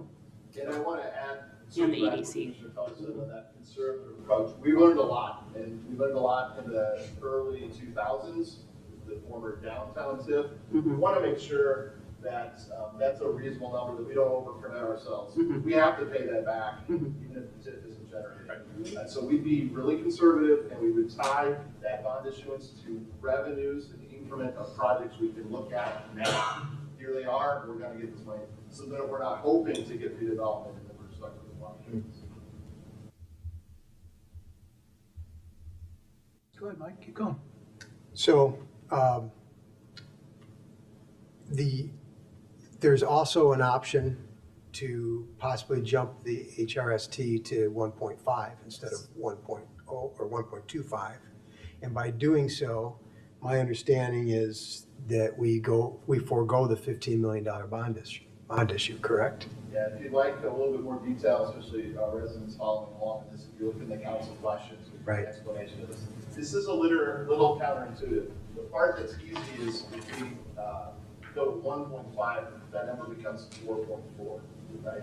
And so a couple things happen here. Obviously, the first thing we do is the number per facilities we would keep at 250,000. But the number going into the capital fund would grow up to, I think the number is A little over 3 million. It's about $3 million, right? Give or take. $3 million is enough money that we think we could do a lot of work on these guiding DD projects on a cash basis without having to borrow money. Right. Right? So that's where it's counterintuitive. Your first thought is, oh, we'll borrow more. No, we don't recommend that. We think it's better to just take that $3 million a year and just keep putting it into those guiding DD and capital projects. It would also double this number in the general fund. And if we don't need all of that revenue in any particular year in the general fund, you can transfer, like we have done the last 3 or 4 years, money from the general fund into the capital fund for even more cash basis. So another key point in all this too is that we want to maintain our AAA bond rating so that we're paying the lowest interest rates possible. My understanding is that we feel pretty good about going to 20 million total and still being there. So we definitely would feel good about it if we didn't take 15 million. Right. Right. So we would still recommend some smaller bond right. here, but yeah. That's why it's 15 instead of the 20. There's a limit to how much we can do every year. So I like the idea of not having to pay interest because that also frees up more dollars to actually do things. More flexibility doesn't come with the we can do with what we want within reason. So I'm intrigued by that alternative. Not to say I'm excited about either option is, I don't relish the fact that people would have to be paying more. But we've got a lot we want to get done. And my hope would be that this is an investment that spurs more development, more economic growth, and hopefully there's a way that we can capture that as we go forward as well. I'm just some more fundamental conversations that we'll have, but thinking about how the tax levy approach, how we've done it in the past, and how that matches up with EAV increases is something that a conversation I might want to have as well. Dave, on the idea of a 15 million bond issuance, what do we think you said 3 years, so that's 5 million a year. You have to do it in 3 years. Yeah, I think there's some exceptions, but basically 3 years. So if you went to 1.5, that total is 4.4, and you're going to take some of it in general fund, you're going to take some of it into capital fund, so you're down to, what at that point, 3? Just over 3-ish? So $3 million a year instead of 5. Yeah. But then continuing, right? Yeah. I still have this nagging feeling about the cost to residents. I kind of, my gut reaction is to go to 1.5 and adjust those splits a little bit and make that number that we spent on those guiding DG capital things more like 2.5. And there's no magic between 2.5. I don't pick the number, but the idea that we would, as I mentioned earlier, that I wish there was a way we could somehow intentionally fund that smoothing. This would have the same effect. Oh, okay. So you're talking about using the. Yeah, it'd have a similar effect. You could delegate it from a fund standpoint or not, or just take it out of the general fund, but you could use it for that same effect. Right. It may be beneficial for you to put with this board for 1 second? Sure, yeah. That one issue real quick. Yeah, one thing I want to just make sure that, particularly for my new colleagues, this is the kind of conversation we're having right now. It Right. is all over the map, and somebody will say something, it'll trigger something in your head, and then we'll be down a rabbit trail. But that's what we do now on purpose, as Martin described. We're gonna do all this work for 6 months, and we get to budget time, it'll be boring and quick. So don't worry about asking stuff and taking us down paths. While they're setting it up, remind me what is excluded from the home rule sales tax? I think you said medicine, groceries. Cars. Car Ti- sales. titled- So that would, the hardest things hit would be eating dinner out. No. No, beverage. it's food and beverage, So- different tax. It's just retail. Retail. Home sales tax is It was also retail. collected on Yeah, village option. yeah. It is. Yeah. So mostly be retail and It's mostly retail, okay. It's a tax that not just residents pay, but anybody who shops. in anybody who Downers shops Grove in Downers. Pays. Okay. Similar to the The grocery issue, tax. Similar to the grocery tax, similar to grocery tax. Right. the issue that some of the council members are starting to talk about is the property tax levy and public safety pension contributions. First of all, a little bit of background. The village levies a total dollar amount, not a specific rate. So we levy what the council says we need in terms of actual dollars, and then the rate, what each individual pays on the property is based on that property's value compared to the rest of the village. The tax levy has a couple components. We use it for some operations, we use it to pay down some debt on the Fire Station 2 bonds, and we use most of it to make required contributions to our public safety pensions. We have a fire pension fund and we have a police pension fund. It's required under the state. The state law sets the benefits. We are very pleased to provide those benefits to our valued teammates in the public safety sector. The challenges we've had have nothing to do with the folks who provide those valued services. The problem and the challenge we have is the finances behind the way the system is structured. Here's what's going on. The village has to make a certain amount of required contribution to each of those funds based on an actuarial study pursuant to state law. Back in 2018, those required contributions were $6.5 million. This year, they're $10.7 million, give or take. We have projected that by 2040, we'll go up to over $20 million, and this is what I was talking about earlier. These are just based on projections and models. We already know the number for next year, and it's higher than we had planned in the last couple of years. There's been some changes in the actuarial models and assumptions that are used to calculate that annual requirement. So we know that we'll be looking at nearly $800,000 increase, which is higher than we had planned. We have been planning for increases. We created a stabilization fund, which is the fancy word where we're saving up money from other resources and using it to smooth the impact on taxpayers. We've updated that table. The original table that we were working with showed annual increases on the total levy, total for the village, of somewhere between 3.5 up to 3.6. With the changes in the actuarial model starting next year, those numbers jump to 4.25%. So significant a dollar increase. There's an item in the resource guide that explains the typical impacts on that, impact on the typical property. So with that as a background, that may help the council further the discussion we were having about should we be using some home rule sales tax in addition to tax levies to stabilization or make payments from another source. I generally like the sort of intent of the plan.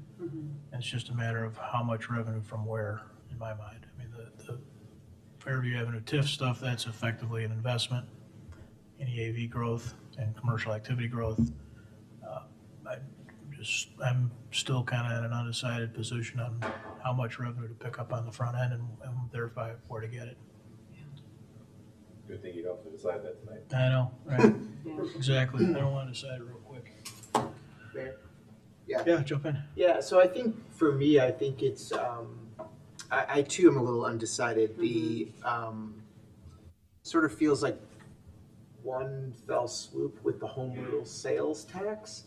And I am a little concerned about all the eggs being in that basket with so much uncertainty. And I just wondered if there's a way, given the various revenue sources that we have, if there's a way to sort of spread it out a bit more. I think just with the ongoing economic uncertainty, I would hate to have our eggs in one basket and then find that that doesn't perform as well, and then we're sort of back to the drawing board. And so maybe it's smaller, incremental across multiple sources rather than one large one. I know that the 1.25 is sort of that seems to be the standard to go up in quarter points, but so I am a little torn about the 2.5 to 1.5, the 1.25 to 1.52. I like the idea of not borrowing, but I also, and this might be anecdotal, but when we participated in the larger EDC discussion, which is the basis of the memo that the EDC sent over, where we got some feedback from a lot of different stakeholders in town, one of the things that stood out to me was that these developers and these folks who are looking to bring businesses in, a couple of them highlighted two towns, and that's where people are trying to get into, and it's Downers Grove and it's Elmhurst. And when I looked at Elmhurst's home rule sales tax, they're at 1.5. So that's one piece of information, but it did make me think about that as, had some conversations with some of you about 1.5 being the top of the table. So maybe we burned it. I don't know. But I do think that it's maybe important to look at a few things there. The other big concern that I have been particularly interested in looking at is the impact on the car sales in town, right? So we're intending on having a meeting with some of the dealerships through the EDC coming up, but I am very concerned about the impact of car sales. I was able to get my hands on some data that I think is pretty solid, and I'm going to try to see if I can work with Brian at the EDC to actually get it. It was sort of given to me in a way to just take a look at it. But these projections, which are kind of industry standards, are not showing 25 as a great year. I know in the report it talked about Q1 being strong, but that I think was because of the tariffs. People were sort of trying to get in while they could. Yes. Yeah. So the projections are down 10% year over year, and continuing to go down now. Probably, again, we'll see it come back up in 4 or 5 years, but it's a few years, and with that being 25%, auto sales being 25% of our sales tax, we just have to be real cognizant of that. I think that's probably even part of a broader discussion as we maybe get Q2 numbers in and take a look and see what the impact is. But I think it's going to be very important for us to keep an eye on that and do what we can to help move that along. There's some trending around EVs, and that sort of hits around 2027, 28. That I think is going to help the uptick, but there's also smaller margins. So there's all kinds of things that we can discuss. But that's one I think we're going to take a hit on, and I think need to be prepared to be able to figure out how we're gonna backfill, for lack of a better term, in that regard. So I just, in the nature of throwing stuff out there, that's something I wanted just to make sure we sort of talk about. But I just have this feeling of trying to figure out if there's a way to spread it out more incrementally, not so much one swing, and maybe that's a way to stabilize it a little bit. Just to connect some dots and build on what Commissioner Gilmartin is saying, you mentioned that the automobile sales account for 25% of the line item sales tax, which is a big one for us. Earlier I stated that we projected, just in the operating, that revenues would be flat. If we experience 10% declines year over year for a couple of years, Yeah. then we're wrong and we're too optimistic. Yeah. And so that's just building on Chris's point there, that would shift that line down. Yeah. The other point I would, unless we want to talk auto, but the other point I had. Go ahead, finish. I just want to make sure I Yeah. clarify your point. Sure. Are you suggesting that we look at other revenue sources and adjusting those so that increases are spread out over other revenue streams? Correct. So that we get some kind of an analysis, what that would look like and what the impact would be? Because I think it's a fair request to look at that analysis. Yeah. Because the other side of that is, what do we anticipate the impact would be? Because we clearly asked the question here, what would the impact be of a quarter, maybe a 0.5% increase on sales tax? I think we would want to know what's the impact on those other things, because sometimes, I don't know, it's why Yeah. the request for the analysis is a good one. You have the opposite effect by increasing the tax, because now you just have lower use and you end up defeating your purpose. But I think it's a fair request to see that information in those predictions. Yeah. Yeah, I appreciate that. Yeah, I think that's exactly what I would want Yeah, I'd be to take a interested in look that at. too. I think the other piece is the food and beverage, right? So that's something that went up in 21. I think up 21, 1.5. We're sort of seeing that curve flatten as well and actually dip a bit in terms of restaurant revenue. So really interesting information I think we saw in terms of where we're seeing uptick and downtick, but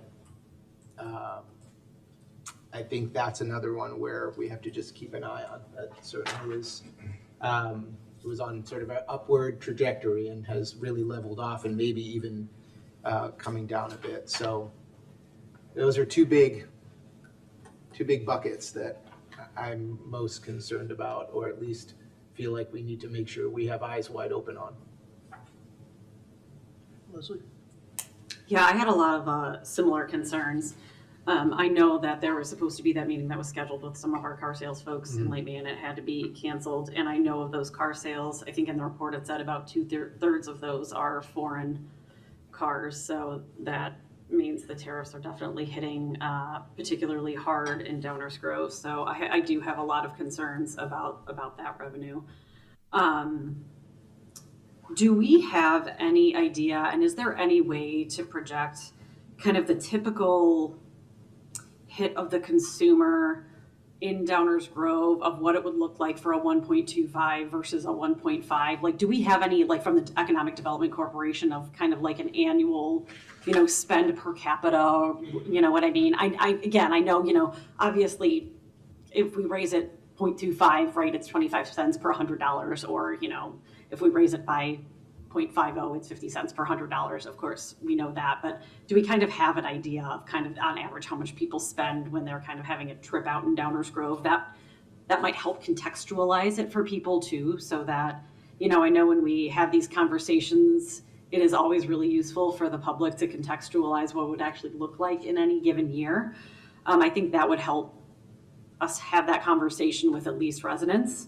But I do agree with Commissioner Gilmartin that I would like to see other potential revenue streams. I do have concerns of putting all of our eggs in the basket of sales tax. If people are going to be a little bit more hesitant with their spending, we might not at that even 1.5% level get what we are hoping to get from it.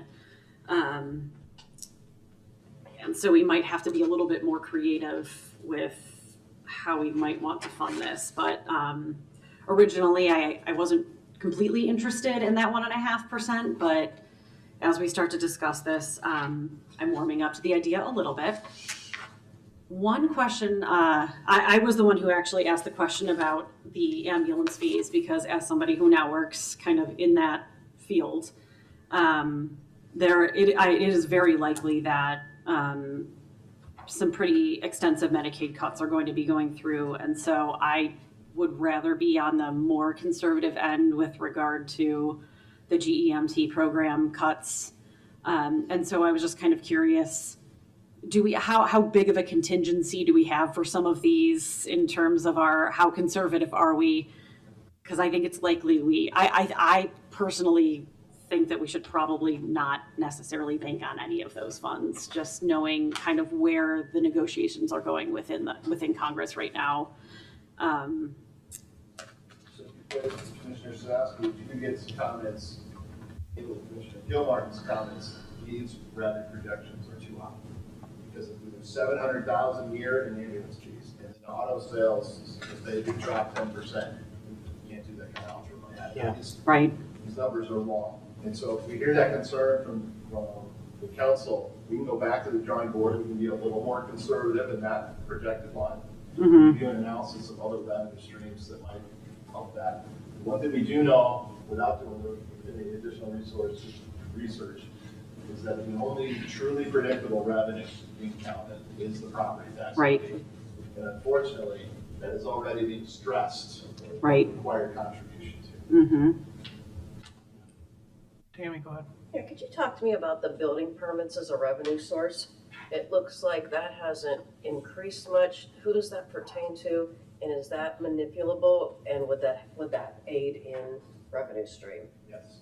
Building permit fee revenue is one of our major revenue sources. So when you pull a building permit for a small project or a large project, you pay a building permit fee. They're generally designed to be two things. One, competitive in the market, and two, generally related to the cost of providing the service of the building permit. So yes, we do control how much a building permit is. We try to tie that to the cost of services, not necessarily treat it as a revenue source.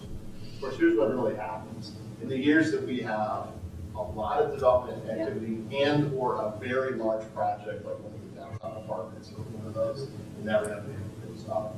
In the years that we don't have a lot of building permit activity or it shifts to smaller type projects, that number goes down. So this number can be pretty cyclical based on the economy. I see Commissioner Davenport nodding for some of his day job, I'm sure. So we could adjust the rates. I think if we're looking for building permit revenue to be part of this package of solution of revenues to do this, I think what we've learned over the years is in the times when sales tax is going down and food and beverage tax is going down, usually it means that the building permit revenue is also going down. So even if we crank up that rate a little bit, I don't necessarily think we're going to make a dent in the broader economic issues. Sure. The one thing that strikes me is the more I consider the commentary from my colleagues, the less interested I am in jumping onto a loan requirement, a loan service requirement, because the higher HRST is not quite as much revenue and certainly has risk. Yeah. But it also is sort of, you could choose not to do stuff. Yeah. You still got to make your debt payments. Yeah.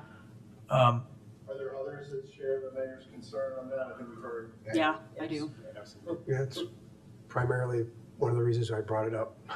Right. Yes. Yes. Got it. I would be more interested in raising our home rule sales tax to 50 cents per $100 than I would be to potentially taking out debt service. Our ability to issue bonds doesn't go away either. Correct. Right. I mean, it's something that Right. could be revisited next year, year after, that If sort the of economy improves. thing. And something you said struck me. You said we're pretty much guaranteed to maintain our AAA rating. You didn't say we are guaranteed. Never Well, guaranteed. you're never guaranteed. Because one of the rating factors is to strengthen your local economy. So if the local economy hits a downturn, then that's an effect. And this is why, because half of our revenues are based on local. Nothing's a guarantee. I will tell you that if those things happen, they probably happen at least regionally and probably nationally. So our relative position wouldn't change. But it is possible that a lot of the AAA folks who have these type of revenue sources, usually a strength, would be negatively affected in those times. Yeah, I think that our, as we prioritize this, for me, I'd like to minimize initially anyhow, the impact on our property taxpayers as much as possible and spread this burden out amongst, others. And so that's kind of where I'm going with this. However, in our resource guide, right, there's a number of existing revenue sources that are listed. And I had a question about the local gasoline tax. is the language here correct in that the village currently has a 0.175 cents a gallon? Or is it actually a fraction of a cent? Because that's how it's.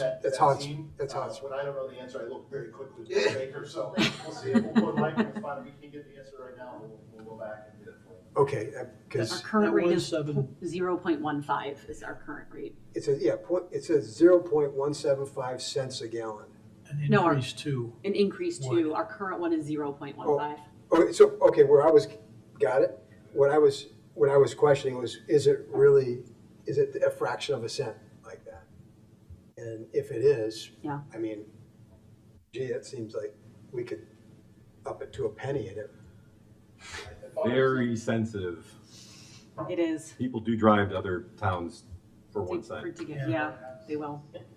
It's extremely sensitive. It is. Got it. Just I'm just not saying you're wrong, I'm just saying that. throwing it out there. We will double check that. Throwing it out there, and it is something that's more visible, right? So I get that.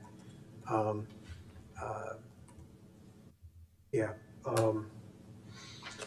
What else do we have in here? Actually, I had a number. Sorry to interrupt, Go ahead. But you just said something that I thought I saw under Councilmember Ted Nunn. Commissioner Davenport mentioned minimizing the property tax burden as a general strategy, not to build a strategy on property tax, perhaps. In terms of an order of, like, an initial approach, right? Like, Yeah. first I want to start with that and then work our way towards that if that's what it has to be. It's kind of that was my thought. let me add to that though, Mike. I'm not disagreeing with you, but that page 5 of the resource guide is kind of what I was referencing a little earlier. Yep. We can't just say, well, we'll leave property taxes flat, but we'll get a bunch of extra money from stormwater, right? Because these are the three things that everybody's going to have to pay. And what we've sort of tried to do historically is get increases from the things that are discretionary, you know, and try and not drive people out. One of the things that Chris and I heard at that EDC meeting was a couple of comments about the attractiveness of our community, and therefore it was one of, I don't know, Chris, what was the word? Sherbet. There was a word that a couple of builders used, that our community, compared to many others, felt very stable, and that's a pretty valuable thing, particularly when we talk about things like Fairview and trying to get people to be interested in Fairview. So there's a, I'm going to probably get flamed for this, but the affordability of our housing is related to these things too. It may not feel very affordable, but run all these things up and it's going to feel a lot less affordable. Right. So that weighs in there, I think, a little bit too. Well, so if I can get back to, I brought up the gasoline tax, in the idea of spreading things out. It seems to me that, some diving into all these different permits were just mentioned. I would want to make sure that we're taking advantage, everything else we can, and spread it out as much as possible to minimize what we need to do in terms of a bond issuance or home rule sales tax increase. I wonder, like, fines and, on code enforcement, how are those numbers set? And are those things that we should look at all? And We can look at it. However, the fines are really not a good and reliable source of revenue. It's not material. And, usually, our first goal on these things, property maintenance, is compliance, right? Compliance. And a lot of times, or most of the time, we end up in a court proceeding where a lot of that fines that might actually be levied, we don't see a lot of them. Okay.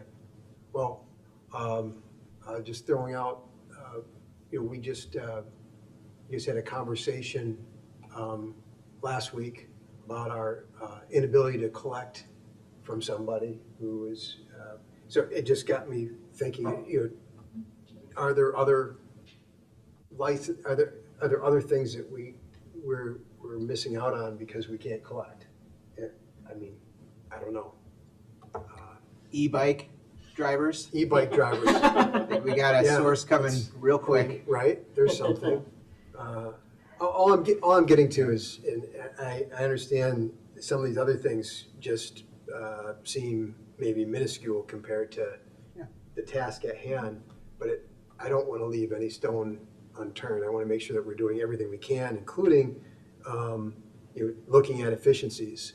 And, because that's the other end of it, right, is how can we spend less money to free up dollars to do these other things that we want to get done. And so I want to bring that up as well. I also want to take the opportunity, I know finance, legal, and fire are all working on expanding our sources of revenue based on fire responses. You might see that in the budget as well. So I know as a chief consultant and Director Lady, that are on this couple of months as well.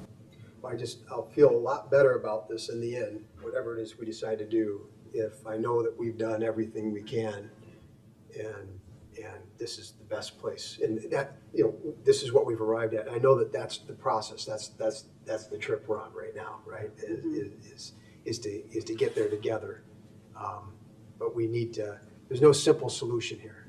So I'm really kind of playing on some of your comments, Chris, about the idea of spreading this out as much as we can. And I would just say, while I agree property tax is something I'm not super interested in, I don't want to discount that as one of the levers we pull.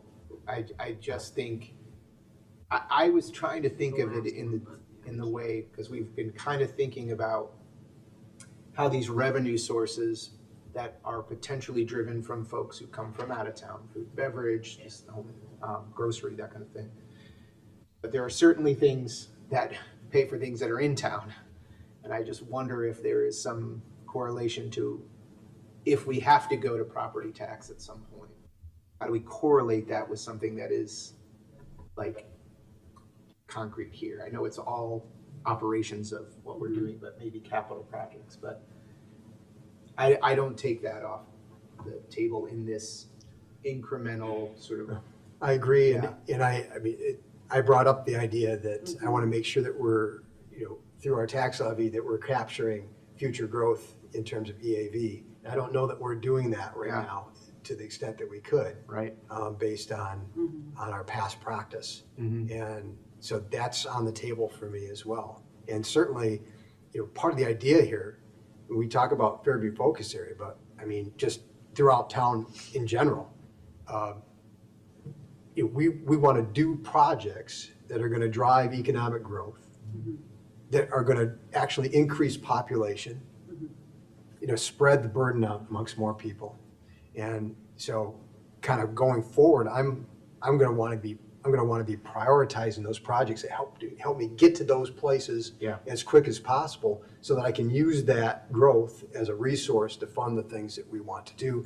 And I'm hoping if we could possibly not levy as much, that maybe we might get to a point where we feel like we don't need to, which would maybe is Pollyanna time here for Davenport, but it's worth a shot. And that will also diversify our economy as much as possible, right? Right.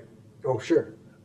What you're really saying is, rather than generate $1 to spend, generate $1 to invest and get 3. That's it. Dave, there was a time, I don't remember when, apologize, but we had done a broader, maybe not deeper dive into alternative revenue sources. And is that worth sort of dusting off, at least so that everybody has it in front of them to spark thoughts and ideas? It was like 2019 or 2020, right? Do it every 5 years. It was around COVID. The shortened version of this is COVID, absolutely. Is that what it was? Yeah, it was COVID. That probably would be worth circulating, just as, reminder. I want to pick up on something Mike said, and this is probably not super friendly to say, but Mike, by doing what we've been doing, you could make an argument we're covering for other taxing bodies. Because when we levy this dollar amount, instead instead of a fixed rate. And we sort of don't capture the EAV. We are capturing the EAV. What we're doing is effectively letting the EAV reduce the village's component and for an individual property. And so what happens is it gets buried because we're 9% or whatever, right? And so it never gets felt by our residents. So our residents they do feel it, they just don't know they feel it. But it kind of has that effect. We end up sort of covering, or I don't want to say we're not taxing what we should, because certainly we tax plenty. But it's a philosophical question there about how we're going to go about assessing the costs of operating the village. Yes. It's just because we tax in a different way from just about every other governing body, and so it confuses everyone because they think every time we build a new building, that somehow we're getting more revenue, but truthfully, we're not. Another good reason to read the resource guide.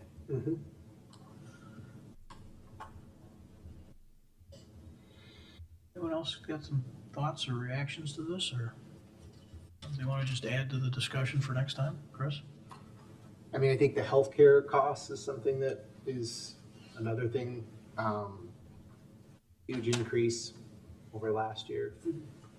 And I do want to point out with that, you know, as we do see, again, as somebody who kind of does this in my day job, as if we do kind of see some of the cuts in Medicare and Medicaid, a lot of times insurance rates kind of go by some of those costs as well. So there's a chance if some of those things get cut, we might even see some concerns and some price increases there, because there will be providers trying to make up their dollar amount and trying to make up their funds because they're getting paid less by Medicare and Medicaid, and so they're going to be trying to cover their operating costs by those who have private insurance. So that is just something to keep in mind in terms of we might want to be watching those markets as well. Right. And I think my question there is, because we are self-insured, is this increase the result of the downside of being self-insured? In other words, if we, and I'm not questioning any decision to do this, but I just am curious, is there a, are we more open to volatility being a self-insured? Absolutely. Yeah. We protect against that with self-insured, like a higher level of insurance. Stop loss. Right. Stop loss, okay. But yes, in general, that's the downside. So the stop loss wasn't as high as that, Right. as that chart went up. And if you're wondering what we're talking about, it's, I've got too many things open here, but there is a big chart in the resource guide that shows our cost in insurance has gone up, or maybe it's in the. I think it was in the resource guide. Page 15 of the report. 15 report. Yeah. Sorry, bouncing around here with all these conversations. Yeah. I mean, I think that says a lot. Right, because it's not just I don't know necessarily what- claims. but I don't know what. It is unfortunately an increase in claims that we've Claims, experienced, sure. a high increase in claims for the last couple of years, that actually, they are the mid-level claims that actually don't hit the stop loss. Right. So Right. those So that's are- the 10 to 75 that you mentioned in the Those are report. the ones Yeah. that we, unfortunately, for the last couple of years have seen quite an increase. But like Yeah. Dave said, it ebbs and flows, and we've just had a couple of rough years. Just to highlight a couple of bullet points under the strategies and solutions that we're hoping to see positive things come out of it. Controlling costs by continuing to educate employees on healthcare consumerism and utilization, such as advocating for early cancer screenings and pharmaceutical alternatives for expensive specialty drugs. And that's something that we think that we're going to see some benefit from going forward, that we haven't had as much. And then incorporating plan design changes and technological advancements to assist with decreasing health plan costs. So hard to quantify what we're expecting there, but we are expecting something good to come from this. So a little good news with just. To be candid, I'm not sure that that's gonna it'll have an impact. I'm not sure it's gonna have the impact I agree. that's gonna change this. I guess my question then is, do we have any insight into what has driven this up, or is it just sort of case, is it pharmaceutical? Is it, There is definitely an increase in pharmaceuticals. okay, Both with some new drugs out there. yeah, So we are exploring, again, plan design changes and Okay.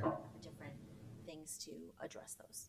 because as a self-insured organization, we still work with folks to help us kind of figure out how. Absolutely, we Yeah, absolutely. okay. do it. Yeah, I mean, And so we track all that. Sure. Yeah. yeah. Can I bounce back to the, on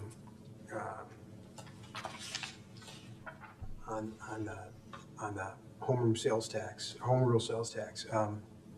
I think it was Lombard has some, actually does some additional tax in certain districts. Is Yeah, that something that we could? That as part of the previous economic development activities around the North Carolina Mall, which will result in varying tax rates within the community. That is interesting. So that's I don't know that we want to do that, but it's a tool in the box if we wanted to talk about it. I don't know the pros and cons. Yes, it's called a business improvement district, and we've explored it a couple times in the past. It could work really well on small and medium-sized specific redevelopments too. We explored it on Butterfield redevelopments. Right, so maybe just, thinking of our comprehensive plan and those focus areas, we start getting down the road and looking at 75th and Lamont and other things like that. These are things that we can be thinking about. That bid idea is not ever been taken off the table. It's always been a little bit like a sales tax rebate agreement or a TIF, and we've been able to pencil out a net positive over time. And that takes not only us, but it takes a participant as well. Yeah.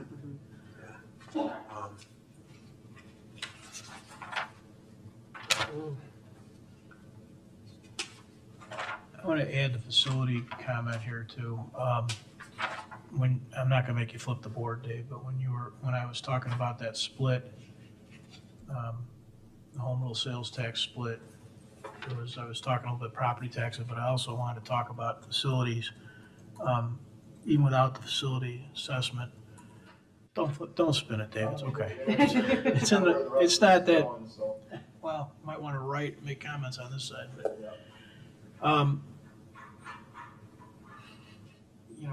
we don't have a facility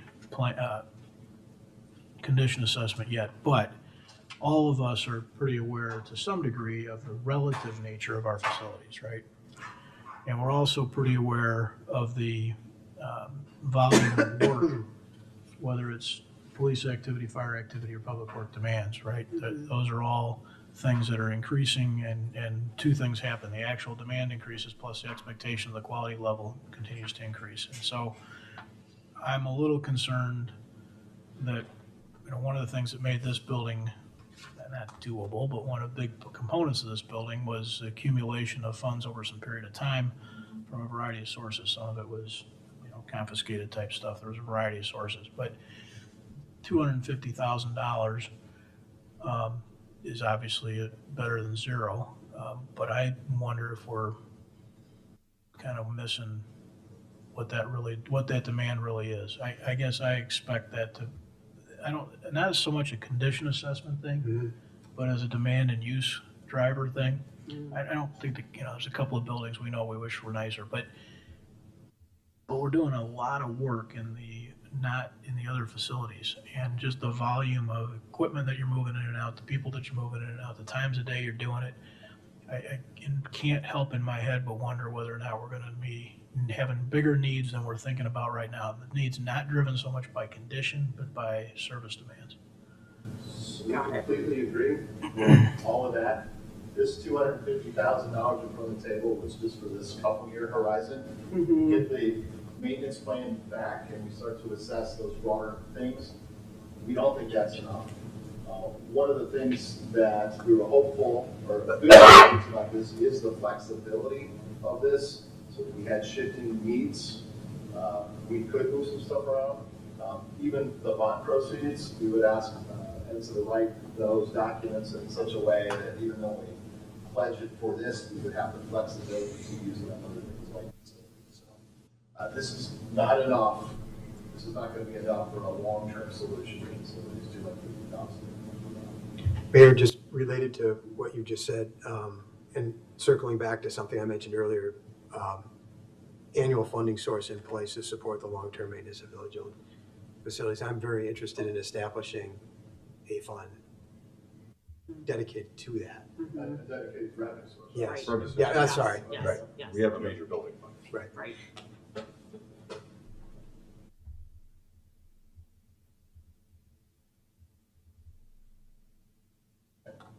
Building utility? Oh, you would.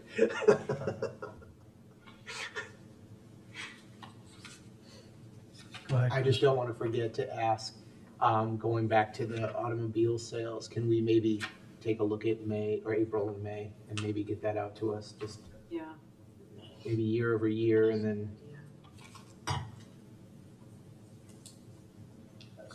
thank you. Or I don't know how quickly you would get June. Yeah, 3-month lag, so we get numbers in.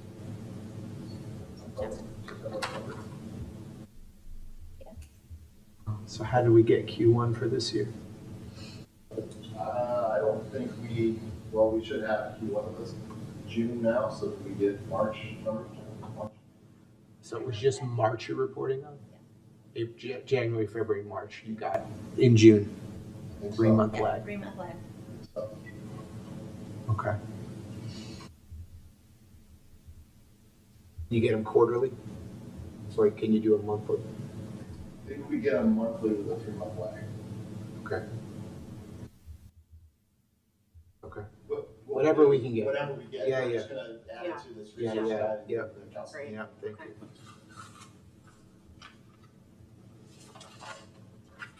Do we have any information, going back to home rule sales tax, from when Elmhurst changed theirs, or from any of these other villages, to see what the actual effect was?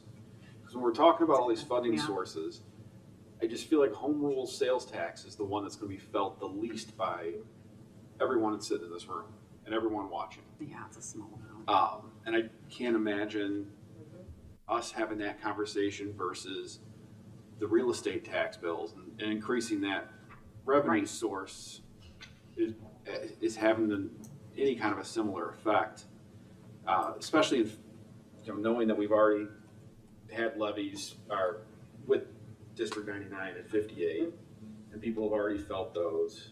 I mean, I'd be curious to know what these other municipalities felt when they went up.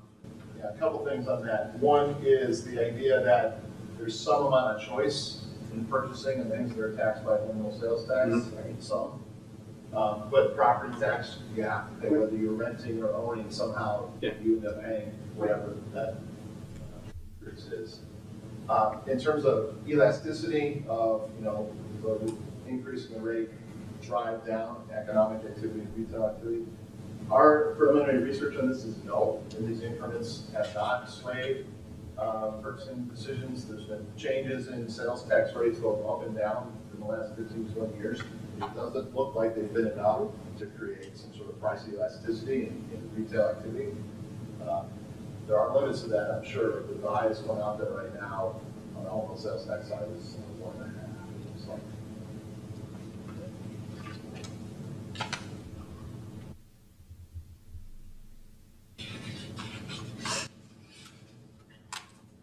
I had asked on the outstanding debt issues, you're going to update this chart to include when our outstanding debt issues are going to retire. So that's some information we'll get going forward too, that maybe has some relevance in the timing of what we do going forward as well. To be blunt, if there's something going off in a couple years that allows us to do something and thereby taxpayer really wouldn't feel the difference, right? So one of those things is already accounted for. One of the ones that's rolling off in a handful of years is the retirement of the debt on Fire Station 2. That is part of the debt service payment plan. This building is part of the shift from Station 2 to this building is part of the financing.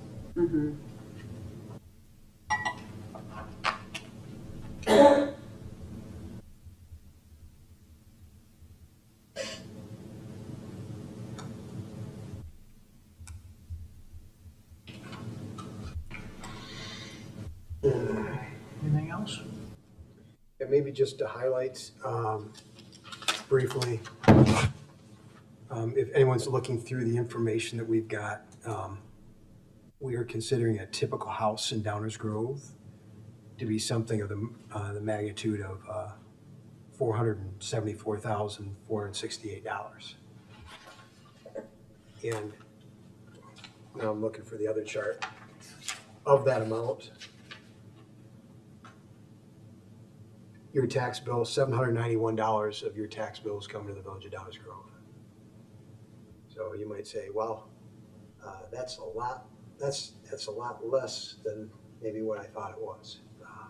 Because I know what my tax bill looks like. And this is a pretty small piece of it. So I think we're, just to demonstrate, we've had some pretty thoughtful conversation up here tonight.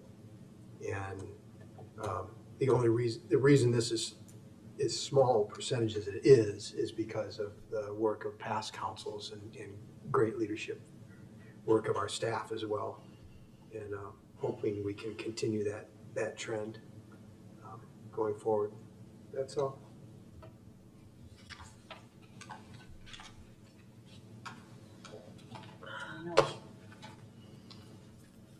You got anything else for us, Dave? Just some homework to do, alternative revenue analysis, some follow-up to questions that were asked tonight, and some updating of the resource bank to see how quickly we can turn that around. I do think we'll be back next week with some sort of. When you do the alternative, you're going to do this anyway, but I'll just say it. When you do the alternative revenue analysis, having those comparators in from our other communities is always helpful to put it in context. Thank you. Separate from this, but related, we had, this is all leading up to us establishing some priority action items. And we don't need to talk about this tonight, but I am interested in knowing whether this council has any thoughts on accelerating, if you will, the two items that did not get completed in the previous LRP, that being related to trees and the other being related to signs. There's already been a good deal of work done on these items, and knowing that, looking at the timeline, right? Not that staff doesn't already have things to do, but it seems like we could keep some momentum going forward if maybe there was some agreement in terms of moving these things along. I say that, I'm interested in the discussion about it. So I'm not advocating for it, to be clear. It was a thought that I had, and to be frank, I'm not sure if, in the analysis of, as we go forward, looking at other priority action items, other things I may feel are more important than these two things. So, and to that end, if it's appropriate for staff to jump in, the priority action item discussion in a lot of ways will be like all the other previous years. But one really different aspect of this year, it's those guiding DG implementation. The capital projects we're already starting to talk about. There's a lot of policy recommendations and programs in a lot of those plans. And we are still analyzing the draft comprehensive plan. This is what we're working on now. There's hundreds of recommendations in there as well. We would recommend that the council, before talking about those, let staff sort of get you the universe of what we think is on the table, because it's way bigger than we've had it before. Of things already listed in plans that exist. So that's something that we're up for that discussion. We're preparing for it, but it's going to look quite a bit different than the previous years. I would just say to Mike's point, I mean, let's at least put them on the, make sure those get included on the list, so we can just make a decision. One could be a potential funding source. Gonna tax the trees, Leslie. Money does grow on trees. No, if folks don't want to plant a tree, they could potentially go into a fund You cut one down, you. for environmental Love it. sustainability. Very good. I love it. All right, let's see if we got any comments from the audience. Okay, what you just heard obviously is a lot and woven one subject into another, but if anybody's got any comments they'd like us to consider as we go forward, come on, let us know what you're thinking.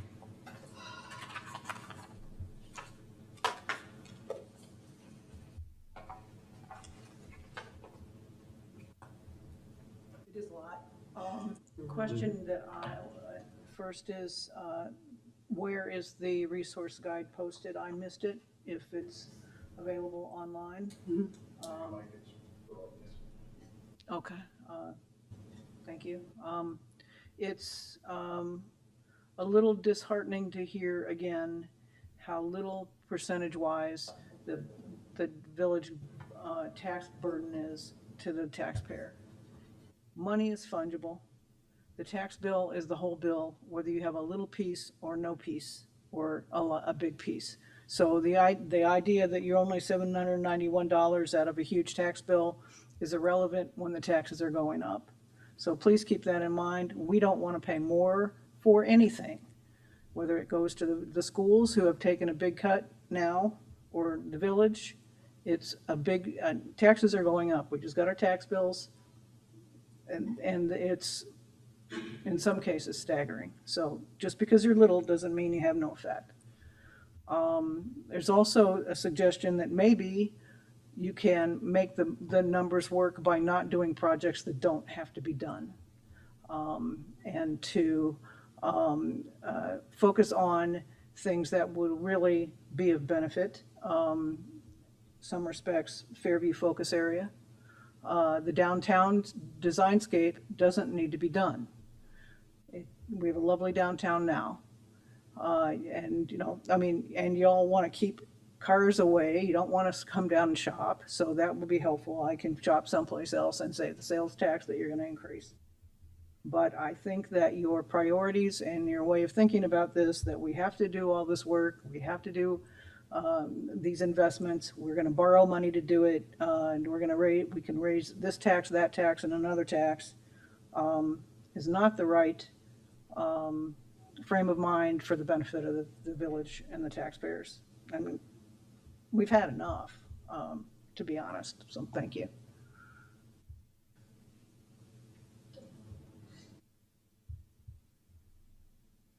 What else?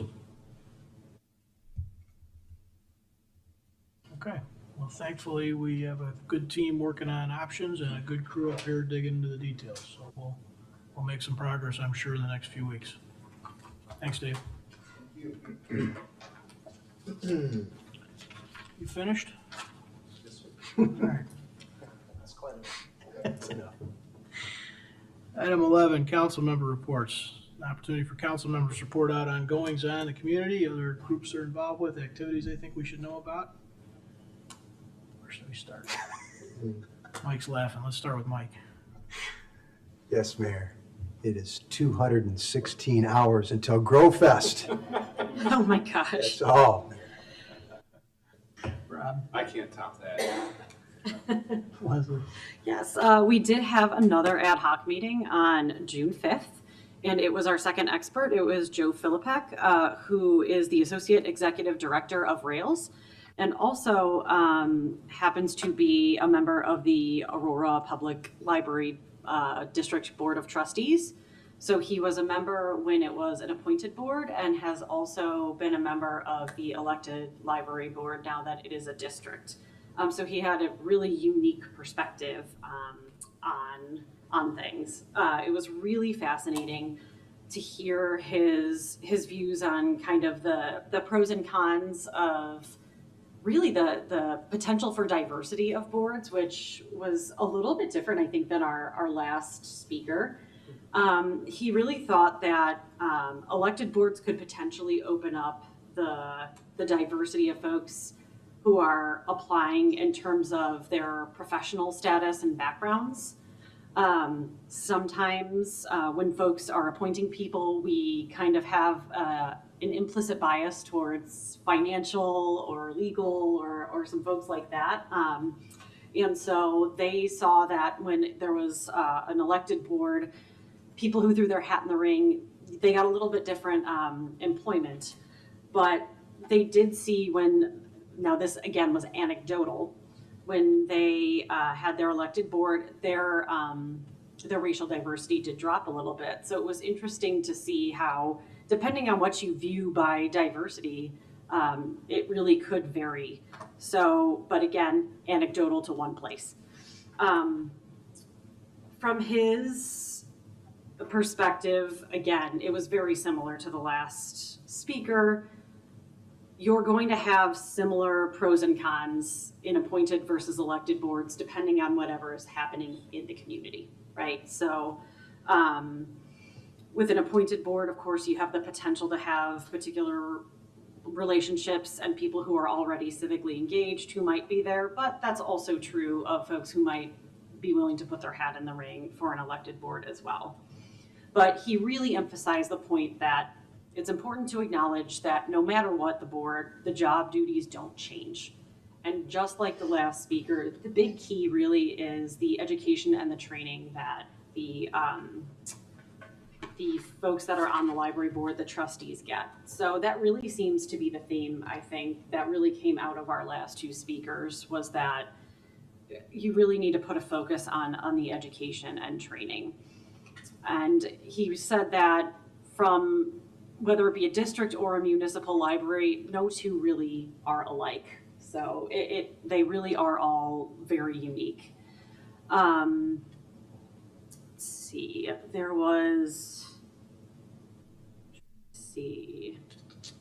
one interesting thing that I did not realize was that in Aurora, it was actually a big push from the legislators to move towards elected. There was just a lot of interest in moving some libraries around in different parts of the community.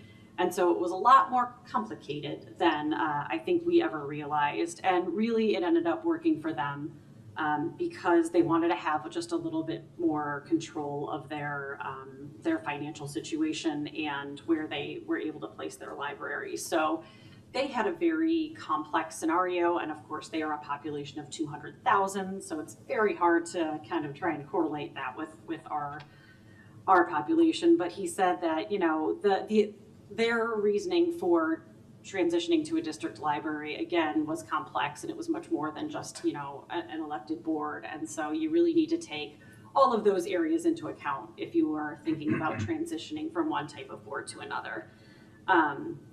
And so that was kind of, I feel like, one of his biggest key takeaways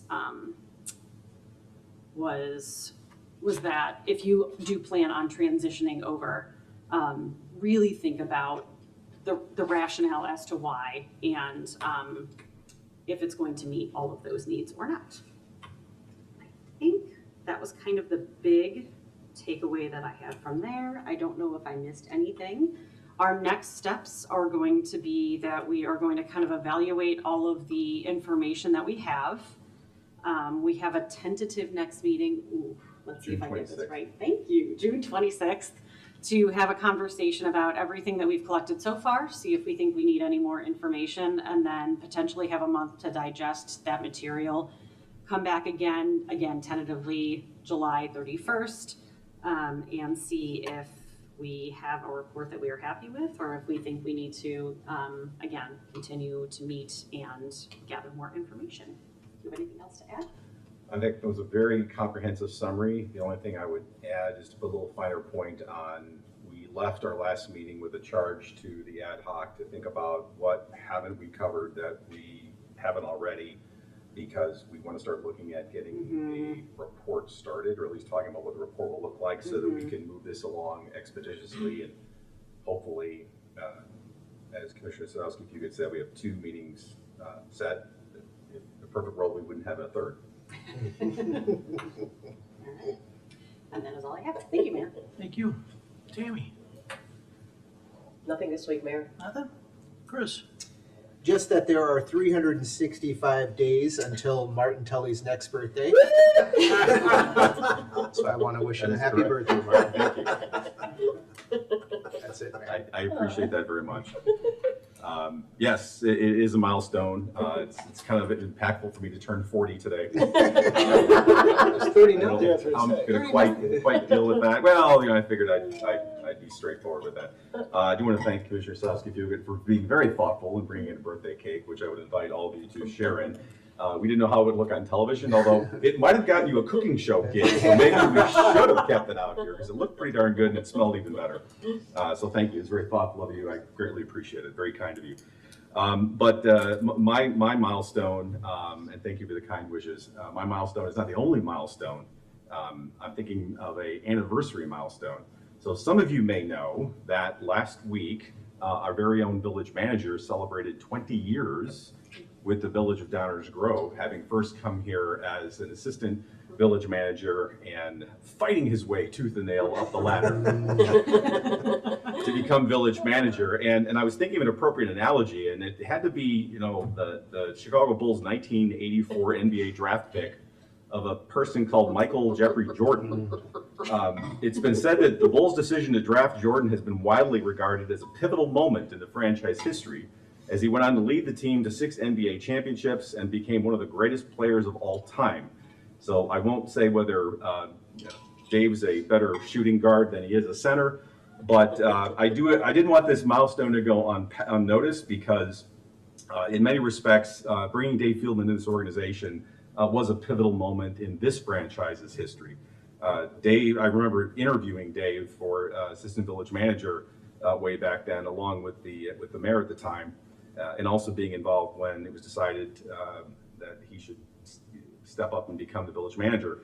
We all knew the kid had potential, and boy, did he ever. In my opinion, Dave has exceeded every expectation that we've had for him.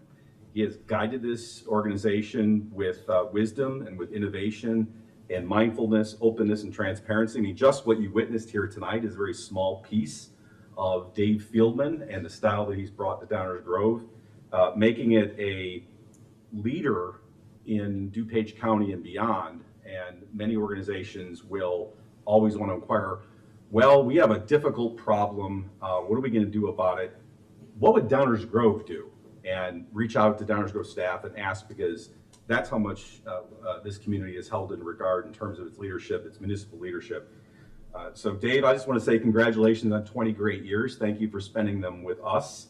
Appreciate your leadership, your innovation, your insight, your creativity, your engagement, not only with the council, but with the community and staff and beyond.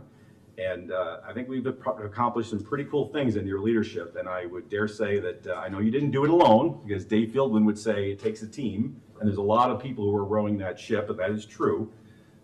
But most of all, thank you for putting up with a lot of council members over the time, because I know that's easy.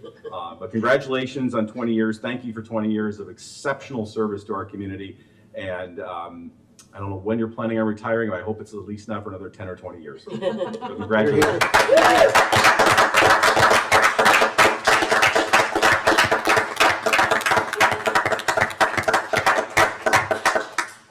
If I could, Mayor, first of all, I'm humbled by those remarks. I did not know that was coming. I thought it was just happy 20th, Dave. You know me better than that, Dave. I just feel it's a privilege. It's an absolute privilege to be a part of this team. And the folks with more longevity and just phenomenal leadership skills are sitting right on my side. So this is the best team. This is the best organization I've ever been a part of. And it's humbling to hear that. And it's absolutely a privilege to be part of this team. Thank you, Commissioner Tully and the whole council. Appreciate it. Davenport took my other thunder, so I'm done there. Thank you. All right. 9 days. 9 days? It is 9 days. It's 9 days. It was hard math. Yeah. I don't have anything else to add in the mayor's report tonight, but thank you all for sticking with us. And, you know, this, what you saw tonight, is what this team does all the time. They make us look good. And most importantly, our whole team works to be really thoughtful. What I'm not sure is true everywhere, in fact, I've seen it happen in other places in other meetings, is less thoughtfulness. I don't know what this is going to end up at, none of us do. But you're going to see it, you're going to get to play along, and you'll realize that it's been really thoughtful with all things being considered. So thank you to everybody here tonight, everybody out there tonight, and everybody sitting over there. Thanks, guys. Is there a motion to adjourn? Mayor Barnett, I move to adjourn. Second. All those in favor say aye. Aye. Opposed? We are adjourned. Thank you all and good night.